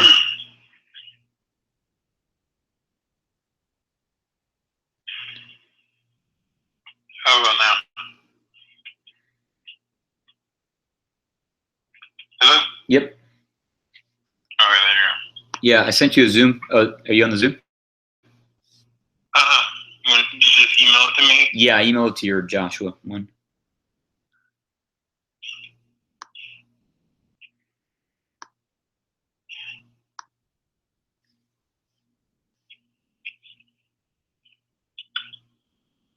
I just want to test it with overseas people. Oh, there you We are. should have sent it to, we should have seen if Bethany could have gone on it. Oh, yeah. I'm sure. I think it would have worked out fine. She says she uses it. Yeah. Yeah. Audio? Hello. There you are. Got you loud and clear. Yeah, I think this is going to be a good fix, man. I mean, it's definitely higher quality video. Yeah.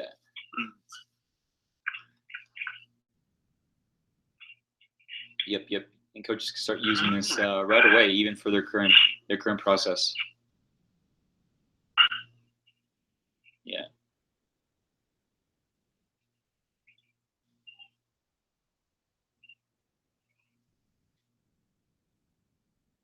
Okay, awesome. Alrighty. Oh man, look at that sexy thing. So, yeah. So this is what we got. 68,744.84 cents. Yep. Actual was 68,744.84. The budgeted income for this week is $16,914.40. We'll actually measure the actual on Friday, or actually next Monday. Our total expenses right now are sitting at $20,536. So this is taking into account $14.40 for Kate and Andrew. I don't know if we actually want to go ahead and send out the other invoice to them for last week, or did we for this week, brother? No, well, it is the invoice for last week. That's correct. Work completed last week. We have not sent it to them. Is that money that hasn't been sent yet? Right, that's money that has not been sent yet. So here, let me pull up QuickBooks so you can see it. Okay. QuickBooks. And I actually have in draft mode the one for because for some odd reason, like I said, this is the one right here. And I just attached this is another workaround for PayPal. People can just send you money. PayPal.me/WCWW. And they can just send you money. There's no fees here? Huh? What are the fees? Fees is just like sending money. So if you go to, this is just, hey, I want to send you my friend money. Okay, that's. Especially for this low amount. See right here? Spam. Hey. And there's no fees. Send money to Wingman Coaching Worldwide. No, look at the small print. See, I want to send them 175. Look at the small print. All the purchases are covered. Free for you. Wingman Coaching pays the fee. Okay. Well. But I mean, it's $175. But still, we're losing out because we're paying that money to Bethany, and then we're paying fees on that. So we're actually paying. We're paying a lot more.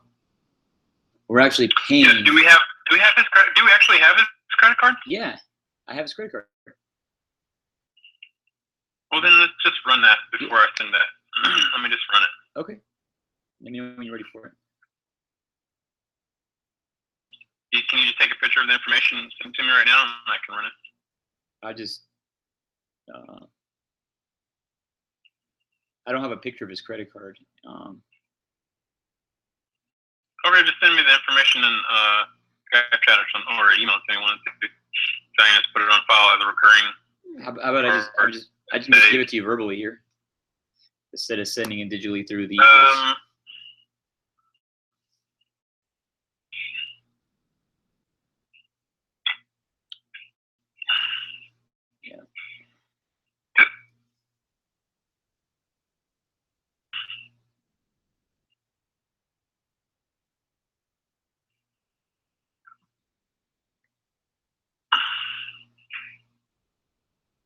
Okay, what is it? All right. Name is David Bayer, American Express. 3723 26 8. Correct. 800 49 1002. You want to read that back? Yep. So I have 3723 2680 0491 002. That's right. And then what's the four numbers on the front? 4423. And then what's the billing address? 150 East, that's EAST, Robinson, ROBBINSON, Street, ST, Say that one more time. ROBB. yes, INSON, ISON. Okay, INSON. Got it. Street, Okay. 2001,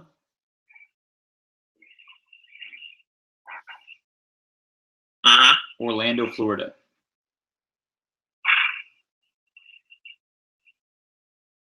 Okay.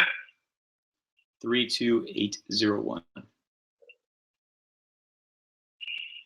All right. So 150 East Robinson Street, 2001, Orlando, Florida 32801. Correct. Right? Yep. That's a suite or a street? ST, Sierra Tango, Street. Okay. Cool. All right, I'll get that taken care of. I won't even send that email.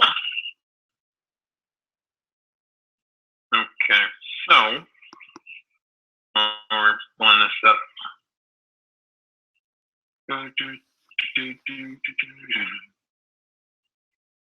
All right, set. Okay, so 1914, that's what's supposed to be coming in from her. We're waiting on these two. I'm going to do that. Go to customers. Open invoices. So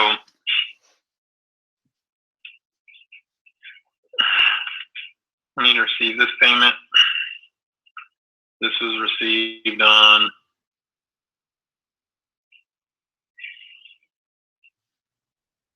not receive it on the right date.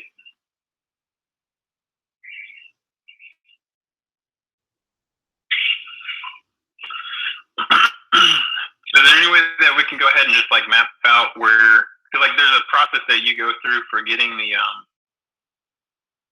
actual pay flat for David and Kate.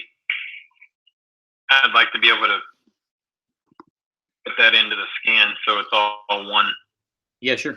Hold on. Let me share my screen. So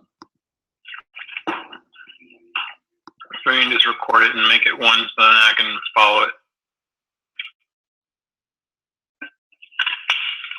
Can you see my screen? Sí, señor, yo puedo. All right. Am I You're recording? recording this now already. I don't know if I'm recording. Are you? Do you see a record function on your end? Quick. Yeah, it was right there. There's a little white circle down at the bottom of your screen. Go down to the bottom of your screen. Yeah, my computer has too much in it at the moment.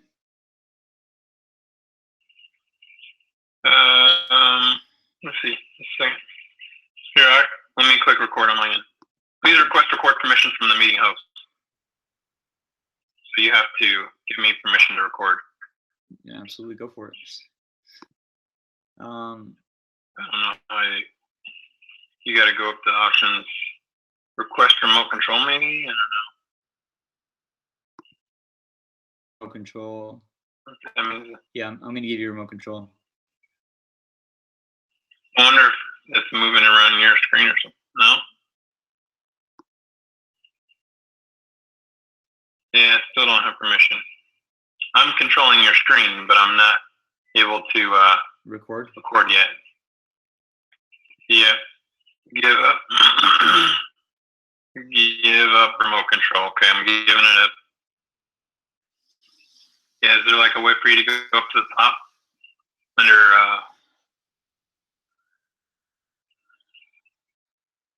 screen there? Yeah, like under meeting.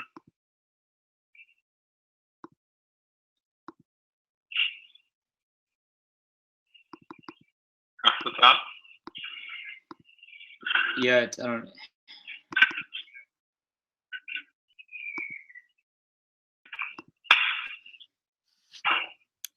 So I have a Pamela Mum coaching client in 7 minutes. 7 minutes. Yeah. Yep. And I know we need to get these invoices out, especially with Kate. I know you want to map it out and everything, but let me just give you. That's fine. Just run them and just let's get the invoices done. Yeah, exactly. So let's see. So big thing is, so you can see my screen. Not yet. I mean, you stopped sharing, but. All right. So there's a tracker that's in the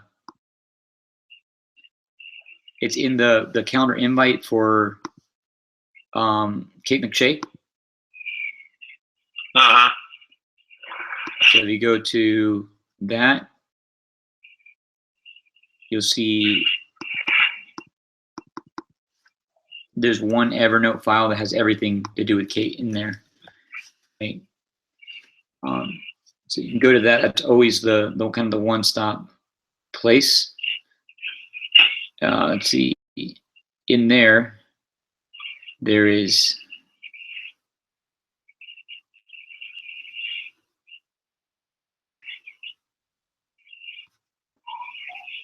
I love there's a sales tracker there.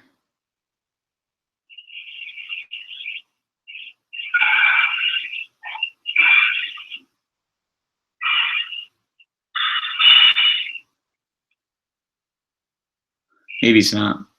It's in the Google Drive. Let me share it with you. Okay.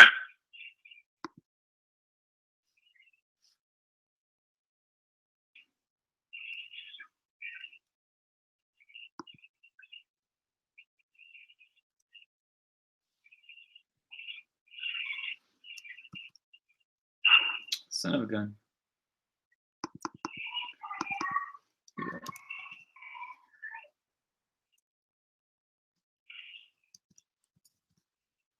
Kate McShay Team Tracker.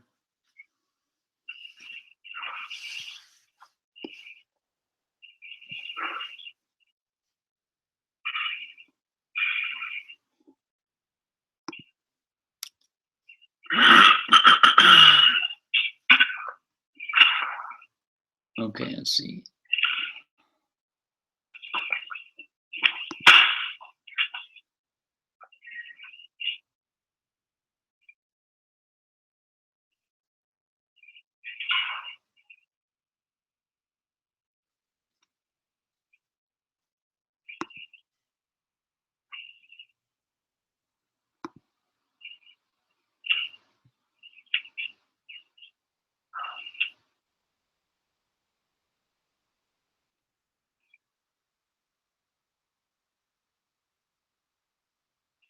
It is shared with you already, man. I'll share it again. Uh-huh. The team tracker for Kate's already shared with you. I'll share it again. Okay.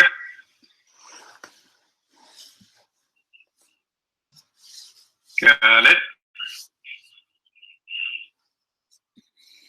All right, so here's the December sales tracker.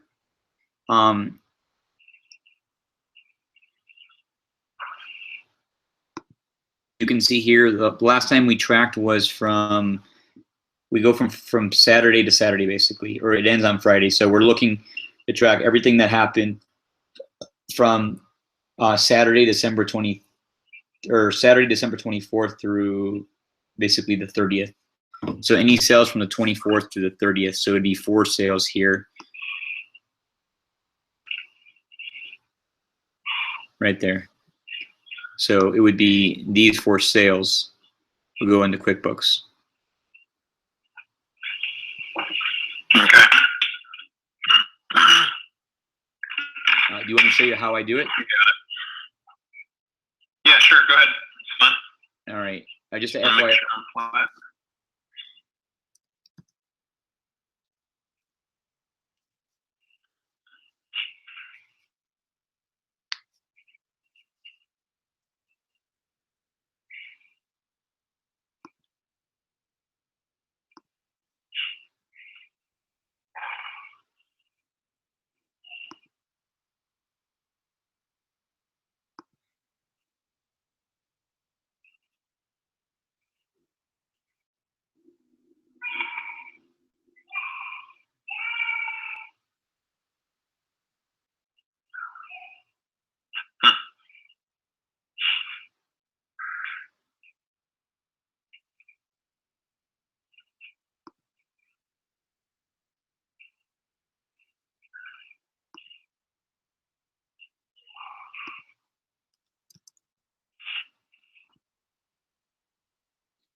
I'm just creating a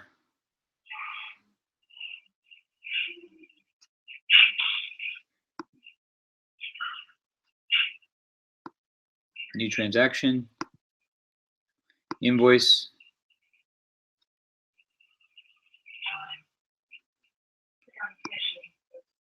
I'll go net terms will be due on receipt. Service date, so I'll go with the date that the purchase happened.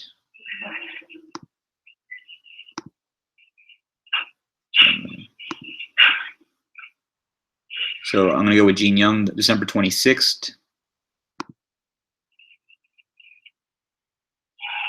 Actually, I do this.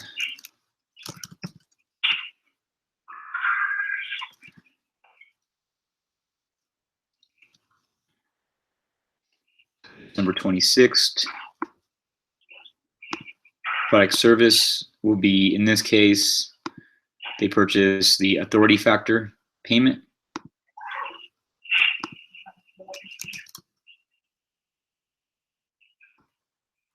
Okay. Under description, I put down the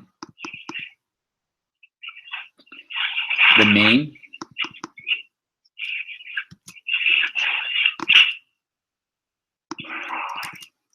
and then I put the coach.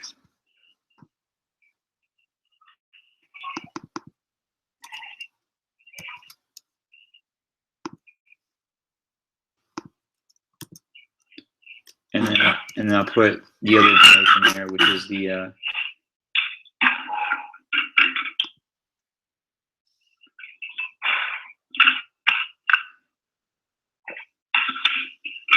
actually, I could probably just take all this information, put it in there. I could probably just copy and paste that across the board, but IF reference code, Infusionsoft.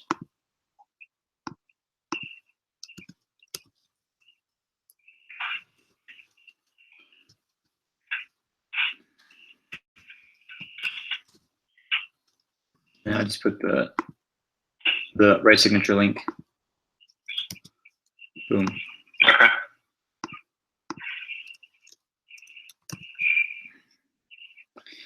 Quantity 1, rate, I'm just putting in how much, 30% of whatever was taken, so 288 times 0.3. Okay.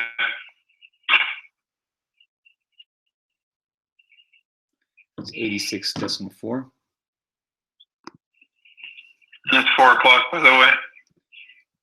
Yeah, I saw that. She typically calls me. If she doesn't call, I'll call her in a moment. Actually, my phone was on Do Not Disturb. I just realized it now. She may have called. Okay. I'm checking now. Go ahead and do your thing, and then send me back. I'll be running. Go to class here in an hour. So. Okay. So I saved it. Do you see how I did it though? Save and close. Yeah. Yep. Yeah. Just need to figure out the David Bear one, and then can start incorporate getting all these, so I'll be able to have them all. Okay, she's calling now, so I'll finish up here in like 30 minutes or less, and then we can wrap this up. Hey, can you do me a favor in the meantime? Can you just verify that all our invoices that went out last week got paid? Yeah, I'm already on it. That's what's missing right now. Okay. Yep. All right, man. Talk to you in a minute. Later.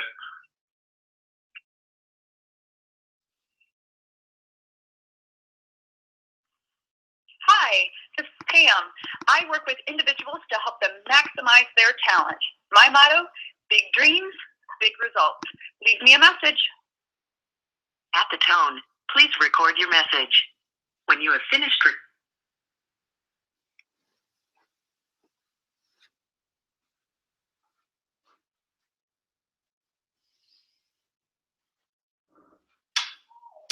Hey, Pam. Happy New Year. Can you hear me? Hey, Pam. Happy New Year. Happy New Year. I did not know if we were on for today or if we were waiting until next week, but I better call just to double check. Yes, no, absolutely, we were. And actually, can you give me a call back on my other line so that I can record the call for us? Oh yeah, is that not your? Okay, I must have it my phone incorrectly. Actually, Pam, I'd love to try something new with you. Are you open to doing a video call? Oh, okay. If you're open to it, if you're ready for it. If not, I understand as well. Well, I mean, it's the observance of New Year's, so I'm not showered or anything like that. Okay, well, how about we plan for it for next time? Well, that's okay. You don't want to use it to videotape me, right? You just want to use it to see how it works. Well, no, well, I wasn't going to record you per se, but I was going to just do it with you, just to test out the functionality, see if it's something we can use moving forward. Yeah, absolutely, no problem. Okay, let me email you a link. Okay. Okay, that's it. All right.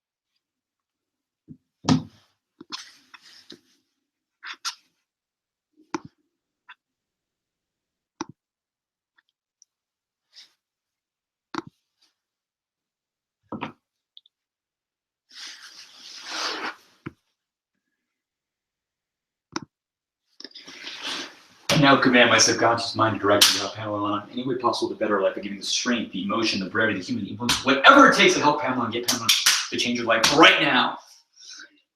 I now command my subconscious mind to direct me to help Pamela Mom in any way possible to better her life by giving the strength, the emotion, the brevity, the human influence, whatever it takes to help Pamela and get Pamela to change her life right now.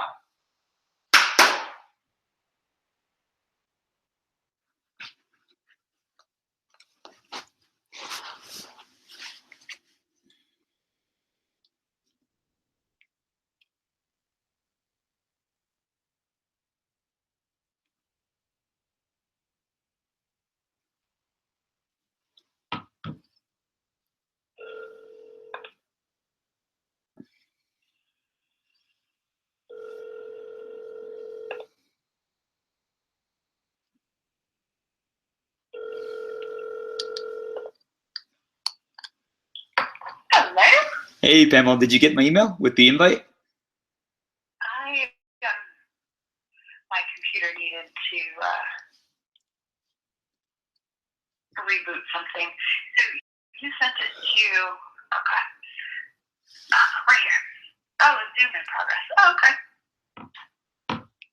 All right, here we go. You're my first subject. Do what? So you're my first subject, my test. Great. And this should work because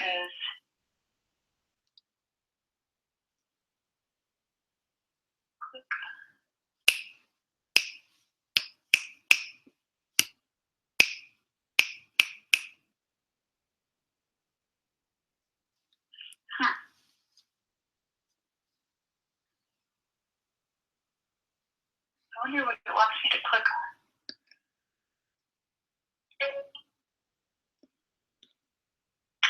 Huh.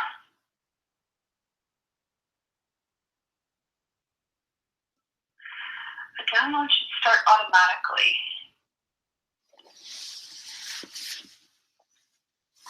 I did some weird things with, oh, well, let's see if this does it.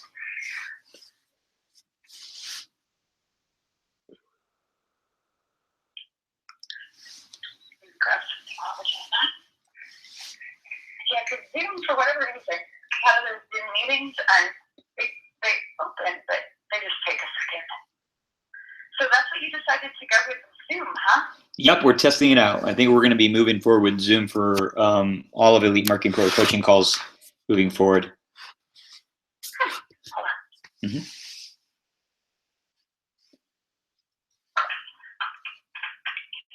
Okay.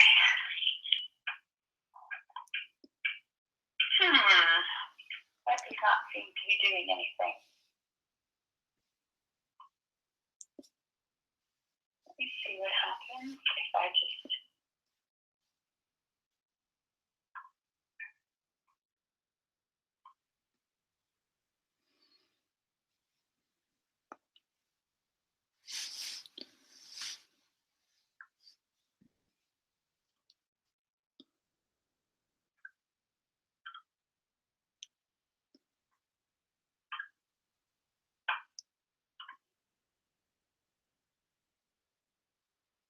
Okay.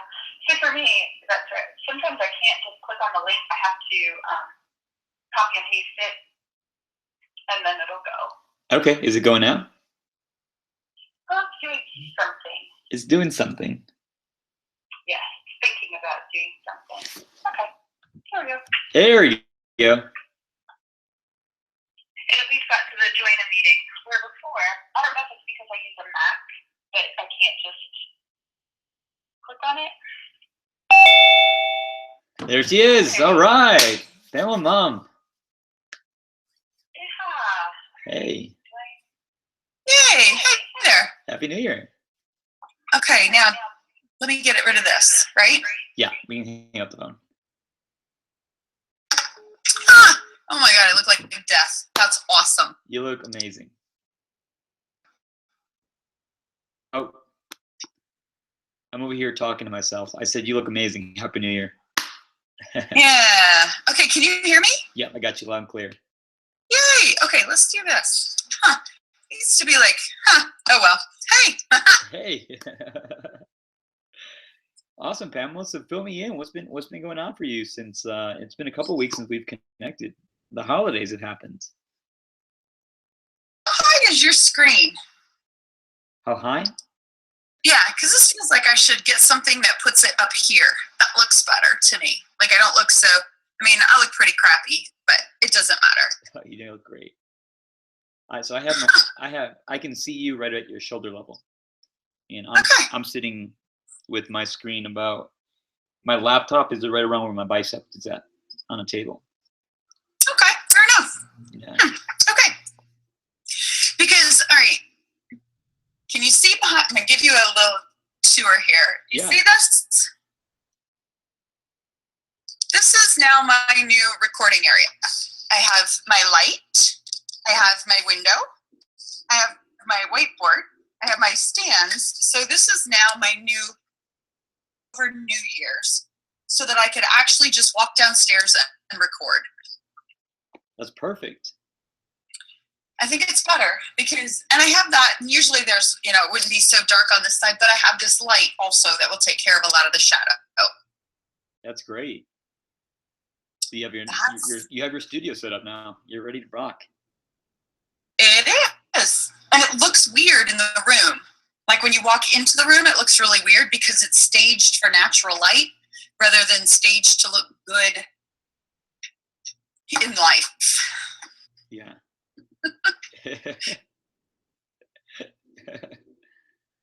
Awesome. So fill me in. So what's been shaking for you since in the last 2 weeks we've connected? So getting this stuff set up is really part of it. It's what has been shaking because every time that I want to record something that I have to, it just takes time to clear everything up, to set everything up. And so I decided that, especially going into the new year, I have to get better at Facebook Live, all that kind of stuff. So I have all of that set up. Yeah, so that was a big deal, was just to get this so that it's more convenient so that I could do better at my habit. Otherwise, I was making up a lot of excuses why I didn't want to do Facebook Lives and all that kind of stuff. Awesome. So how many Facebook Lives have you done since you've gotten your setup? 0. But I did work, I haven't published any. I've created some, but I sent them only to me just to see how it was going to work and how it was going to look.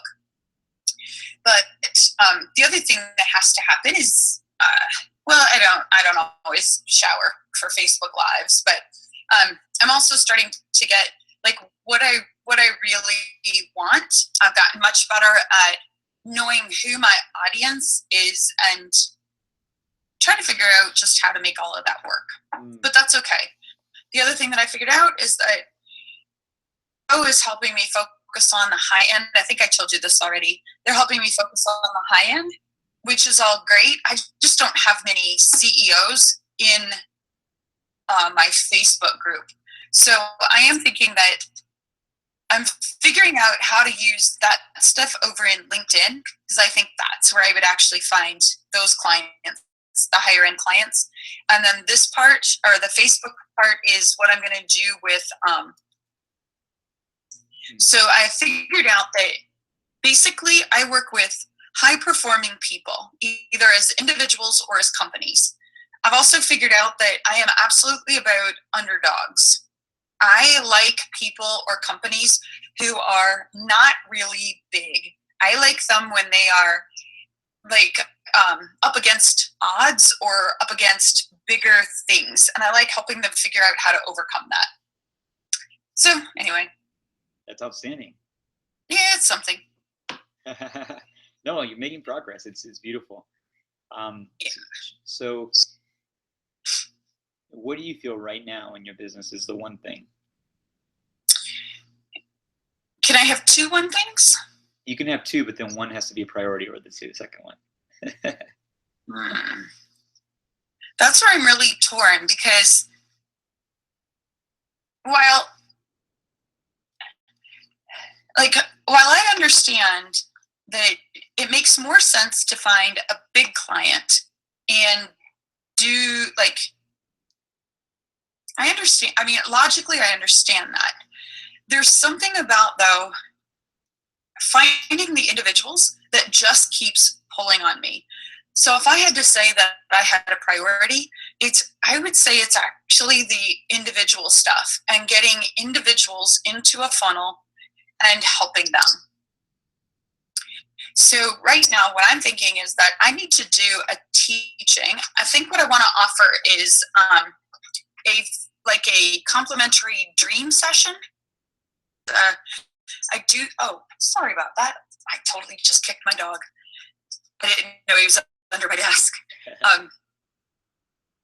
When I work with individuals, the whole idea of dreaming bigger, achieving more is something that I absolutely love.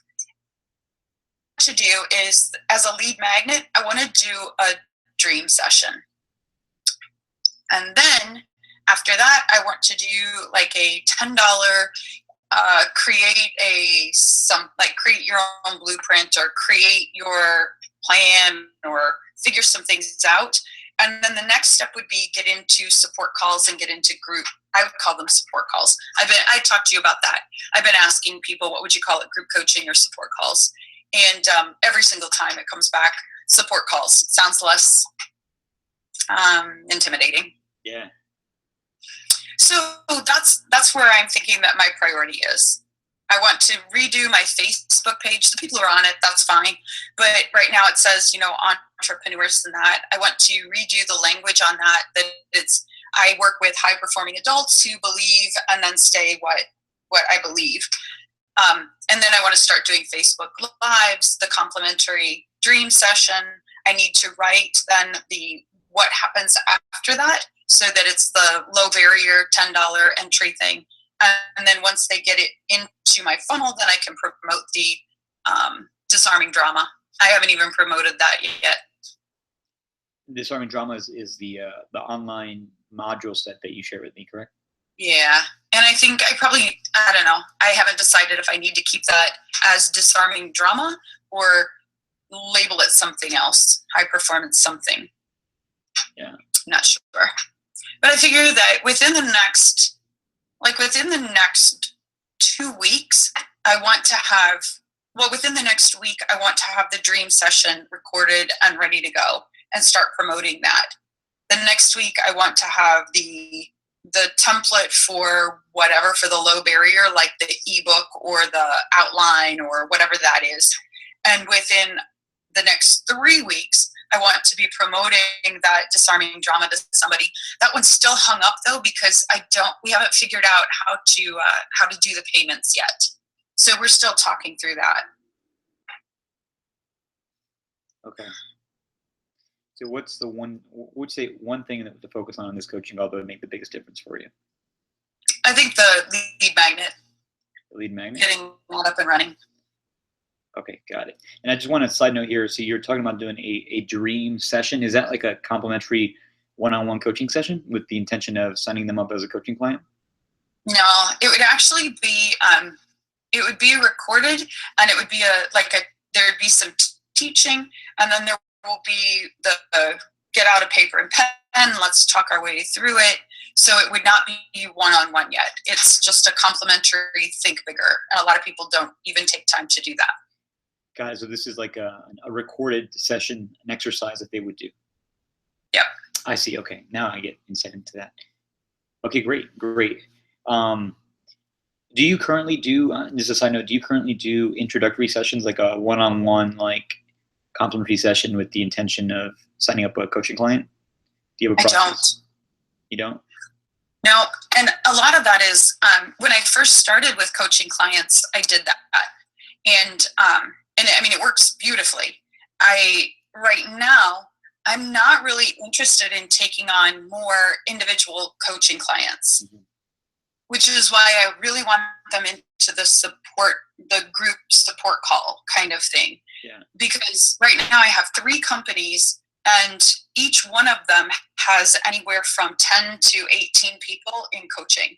So my coaching calendar is really so that I still have enough flexibility when things don't work out, that we can reschedule all that. And then I still have time for, like this week on Thursday and Friday, I have a 2-day with a company. So I still have time to do the 2 days. I really want to get to a place where at least once a month I'm doing live workshops on a variety, different topics. And then in April is when I do the No Excuses conference. And that one is the bigger one. So like the smaller ones, I want to target more like 30 to 50 people for those. And for the one in April, I want that one to be more of the 200 to 500 people. Outstanding. And this is your conference that you're going to be hosting. Right. Yeah. This will be the fourth year for it. Oh, wow. And this is your conference. Yeah. That's incredible. Yeah. I love it. And I hire an orchestra, and we learn lessons through music, all that kind of stuff. So it's different. It's unique. But I'm also thinking about, I want to do these smaller things, like Madison, Wisconsin is an hour away, hour and 20 minutes away. Mm-hmm. So using this online stuff, I really want to focus on, Madison, doing the dream sessions, and then getting people to come to the smaller one, have a couple of those in Madison, so that then those people might come to the larger one here, because it's an hour away, and it's just a day or a half day or whatever I choose to do this year. Oh, that's great. That's what I'm thinking. Yeah, just to kind of on a side note there, let me know when you pin down your big event. Reason being is I could possibly come out and support you at that event. I'd love that. Yeah. So let me know the date so I can see if that works on my calendar. It's an incredible day. Yeah, sounds like it. Awesome. So you're saying like your lead magnet is the thing that make the difference. So let's talk about that. Let's talk about where you're at with your lead magnet and see what insight we can get into it. So right now, all that I really have with it is there are 2 things. Like when I think about dream session, there are some people I think that will be attracted to that because of dream bigger, that kind of thing. But I think that language is going to be really fluffy for some people. So I want to try it both ways, to do a split test so that it's the same content, but one comes in through, hey, sign up, here's a complimentary dream session. I want to see what that does. And then I also want to see like language around more or high performance, achieve more, high performance, set your sights higher, something like that. So I want to test both to see and who's actually my audience then. Is it the people who like the language around dream, or is it around achieve? And what I know is that, or what I think I know, is that both of those populations, that when they come together, they would complement each other very well, because it's usually the people who dream really big who are high achievers. Some of them, though, the high achievers, they don't realize that, oh yeah, you actually are dreaming really big. But that's what I'm kind of thinking. Do you have your lead magnet on your computer right now that you can show me? I do not. I haven't even started it. Okay, so we're talking about the actual. Are we talking about right now the capture page, the headline, or the giveaway? Which aspect of the lead magnet thing? I know the whole thing. Okay. Cool. Because, and I could be wrong because I've been wrong about this in the past, but it makes sense that I have to create this session. Lines up, and it's not a hard session. I've led that session a bunch of times, so it's just a matter of doing it. Oh, look at this. Yeah, it's me. Did you just do a share your screen? Yeah, and I'm showing a whiteboard. Cool. Yeah. So let's see if we can draw something out together here real quick. Okay. So let's start off with, who is the target audience? Target.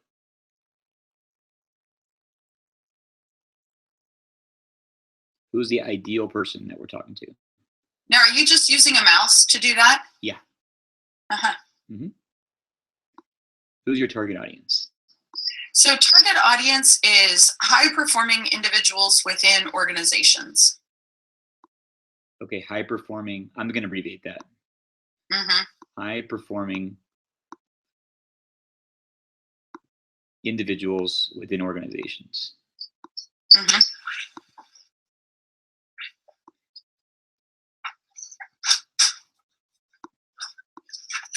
And just so I remember it. Okay. Alrighty. Tell me a little bit about this individual. What is the pain that this individual is dealing with? What's the pain point? What's the best thing you can ever come up with is what's what they call the top of mind problem when they're laying in their bed at 2 in the morning and they can't fall asleep, right?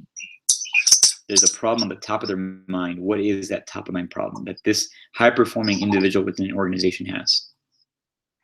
Well, for this one, I'm looking for a pen that writes. I have like 1,000 of them and none of them work. There we go. For this one, I think it's two things. It's either well, let me think here for just a second. Which one do I want to focus on? I think the one that I need to focus on is the one that has to lead other people to achieve something. Like they have to lead a team to achieve something. Or it's either that they have to lead the team or they know that they are high performing and they are just not given the opportunity, or they're not seizing an opportunity, or they're not able to leverage the opportunity.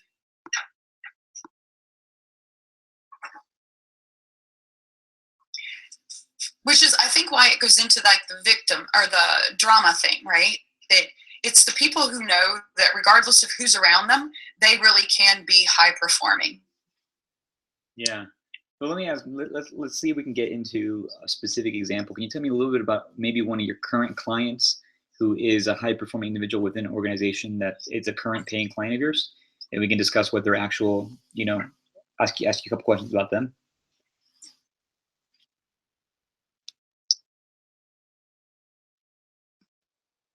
Mm-hmm. Hold on, I have to get to the right.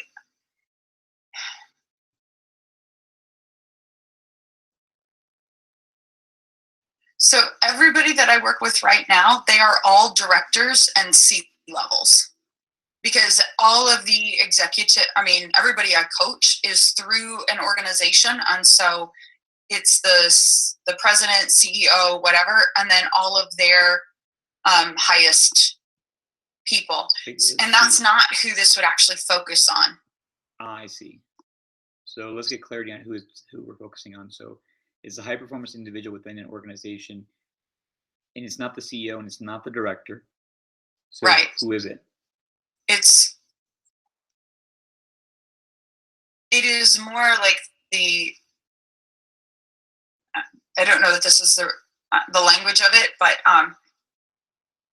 like I see this being more people who are like lower in the organization, like they're the first time managers, or they are the first time supervisors, or they are on a team but they want to move up.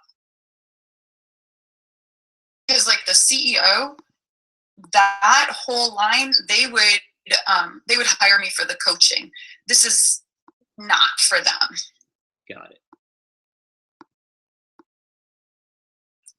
First time manager. Okay. So as a first time manager, have you been a manager at one point? Have you had a managerial position? Or young professionals. Yeah. Great. So as a first time manager, can you remember what you thought about when you lay there at night and you had a problem? Like, what was the top of my problem?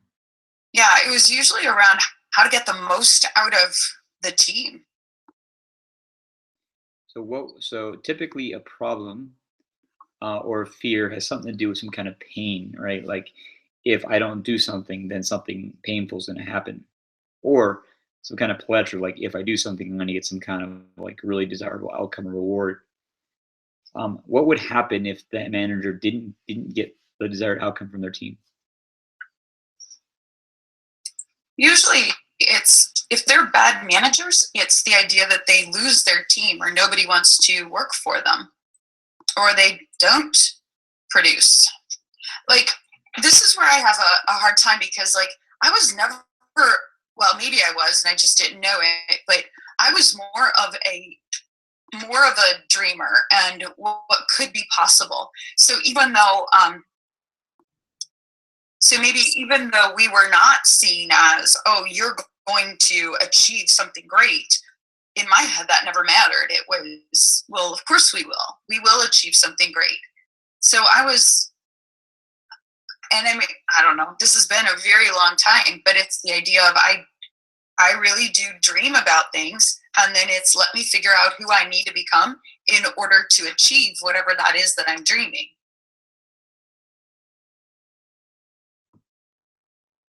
Yeah. So is this putting yourself in the manager's shoes?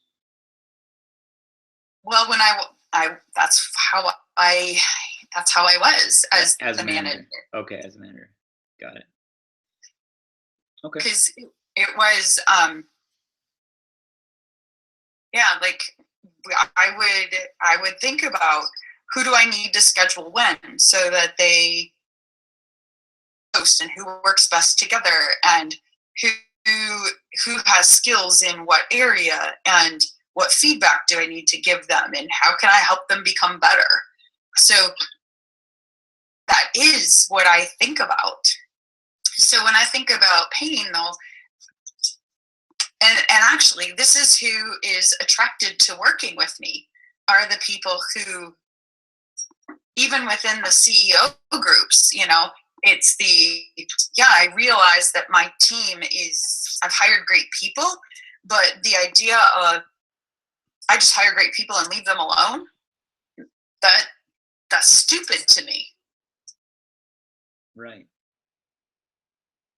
So I heard a couple things, potential problems, right? Top of mind problems. One, what if I don't manage well, I could lose my team or my team could not perform. If I lose my team or I don't perform, I'll lose my job. If I lose my job, then right?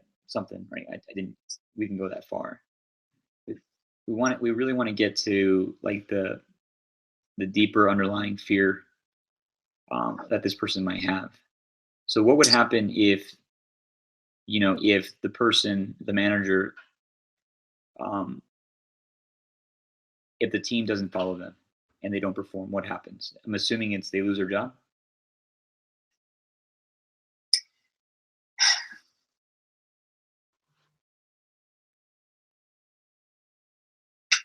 I would love to say yes, I think that's true, but from what I know of organizations, that's not true, because people really don't let that many people go.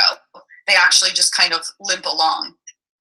But it's uninspired and it's not very fulfilling work. Oh, that phrase, limp along. I'm going to write that down, limp along. Don't they though? Yeah, you're right.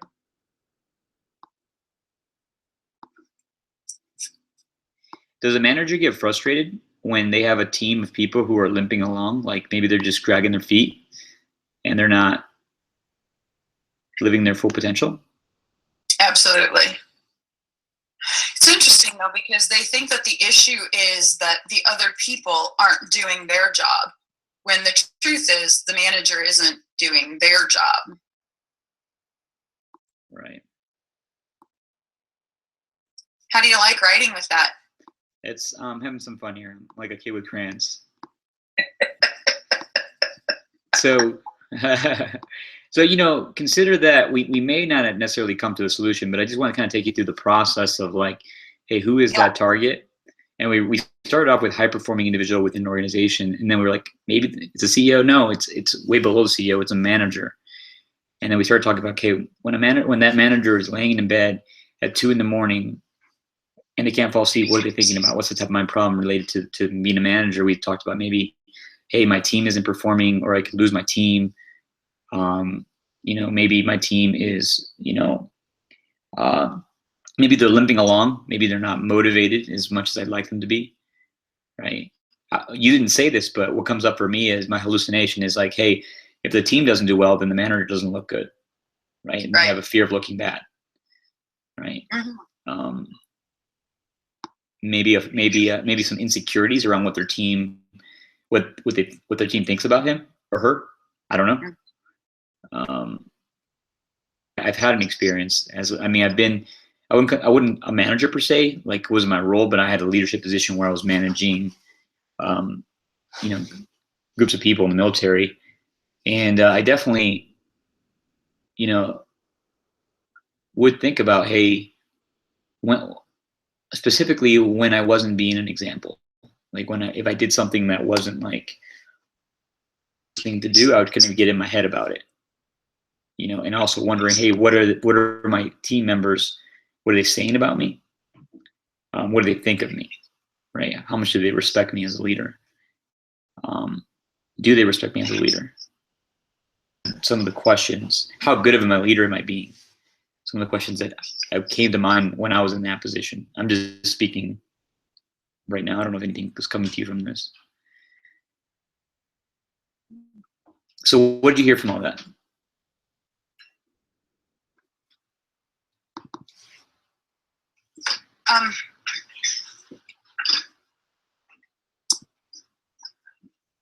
Well, I like the idea, definitely the idea of people don't want to look bad, for sure. And it's hard for me because, like when I hear that, when I'm working with people, it's like, oh, I get that. You don't want to look bad, but usually that means that you're not doing something, because I'm such a 100% responsibility kind of person. But I have to switch how I think about this stuff, for sure. Yeah. I also get a little bit confused with the idea of, or not confused, but I'm curious about the idea of, so the people who really do like working with me are the ones that go, oh yeah, I believe that there's something better. I know that. I'm willing to invest in me because I know that there's something better. They are the people who like me, who like working with me. There are other people who go, oh, the problem is I hire great people and I leave them alone to do their job, or I trust and verify.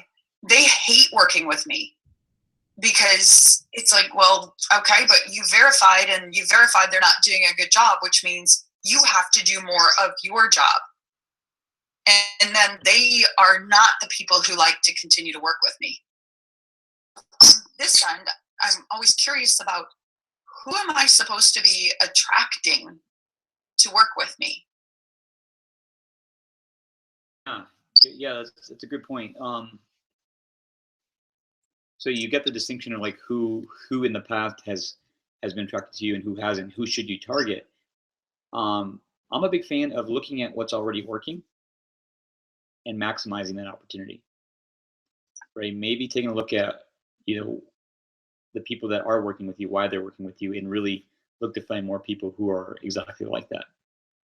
Yeah, and truly, the people, when I look at even at the director level or executive level or president, whatever their language is within their organization, the ones who contact me, like send me notes, or the ones who say nice things are the ones who are willing to be responsible.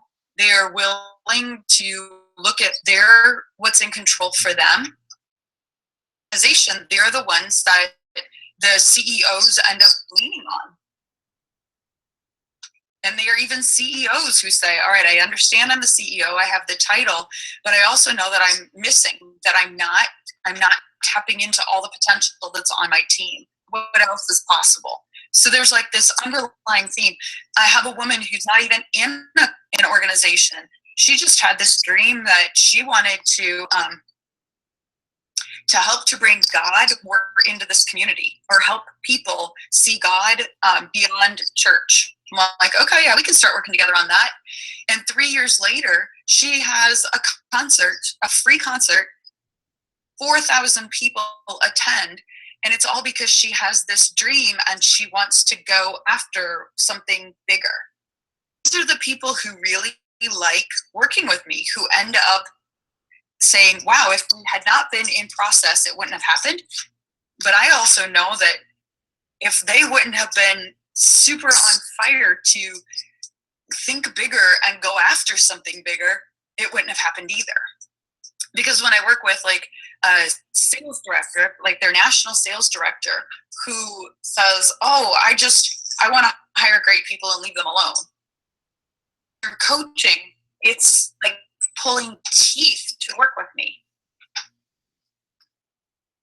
Not that they didn't get something out of it, but they didn't like it. And I didn't like it either. They're not my favorite client. Yeah. I'm kind of a pain, aren't I? I don't mean to be a pain, Rudy. I don't. You're not. You're just going through an important. And it's okay. I go through this. We all go through this, and it's these are important questions to ask. Again, just my personal preference is take a look at what's already working and see how we can maximize on what's already working. When it comes from a clientele base, if you have a specific clientele, which sounds like that, number one, that they're getting results working with you, and also number two, that you enjoy working with them. Like this woman wanted to bring God to people outside of church, and now she has this awesome concert.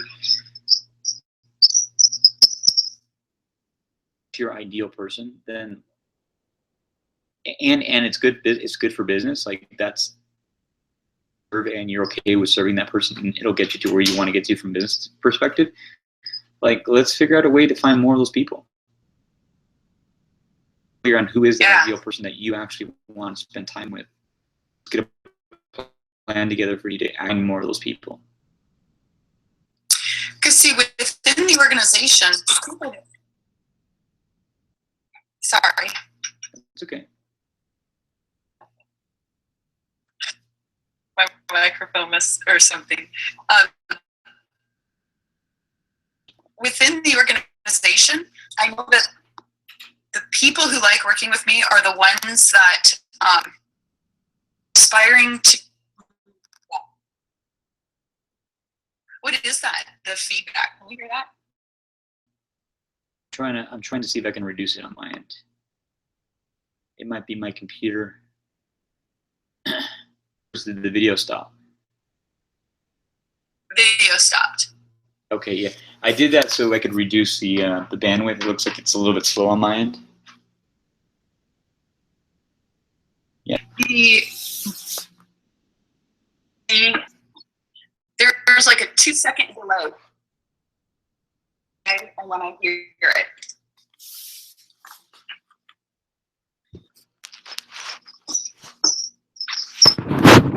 How do you check? 1, 2, 3? No, I'm okay. Can you hear me? I can hear you. Okay, great. It's yeah, did it? No, that's better. Okay. Yeah, because that the feedback, you know, when you can hear yourself 2 seconds later, it's like, oh no, it's never mind. Yeah. There we go. Awesome. So Pamela, let's get down to, let's boil it down to at least 1 to 3 actionable items between now and our next coaching call that you feel would make the biggest difference for you in your business. So the one is going to be to create the dream session. Okay, create the dream session. Or I guess to record it. It's already created, so record it. Okay. So record the dream session.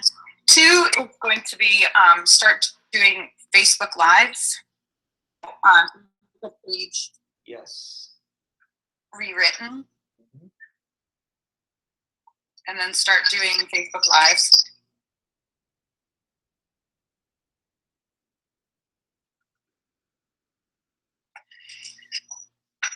And I don't know how many times I'm going to do that a week. I'm not sure about that quite yet. Good for you. Yeah, go for it. All right, so I want to, I need to set up a Facebook page. Oh, that echo is going to drive me crazy. I'm so sorry. So, Facebook.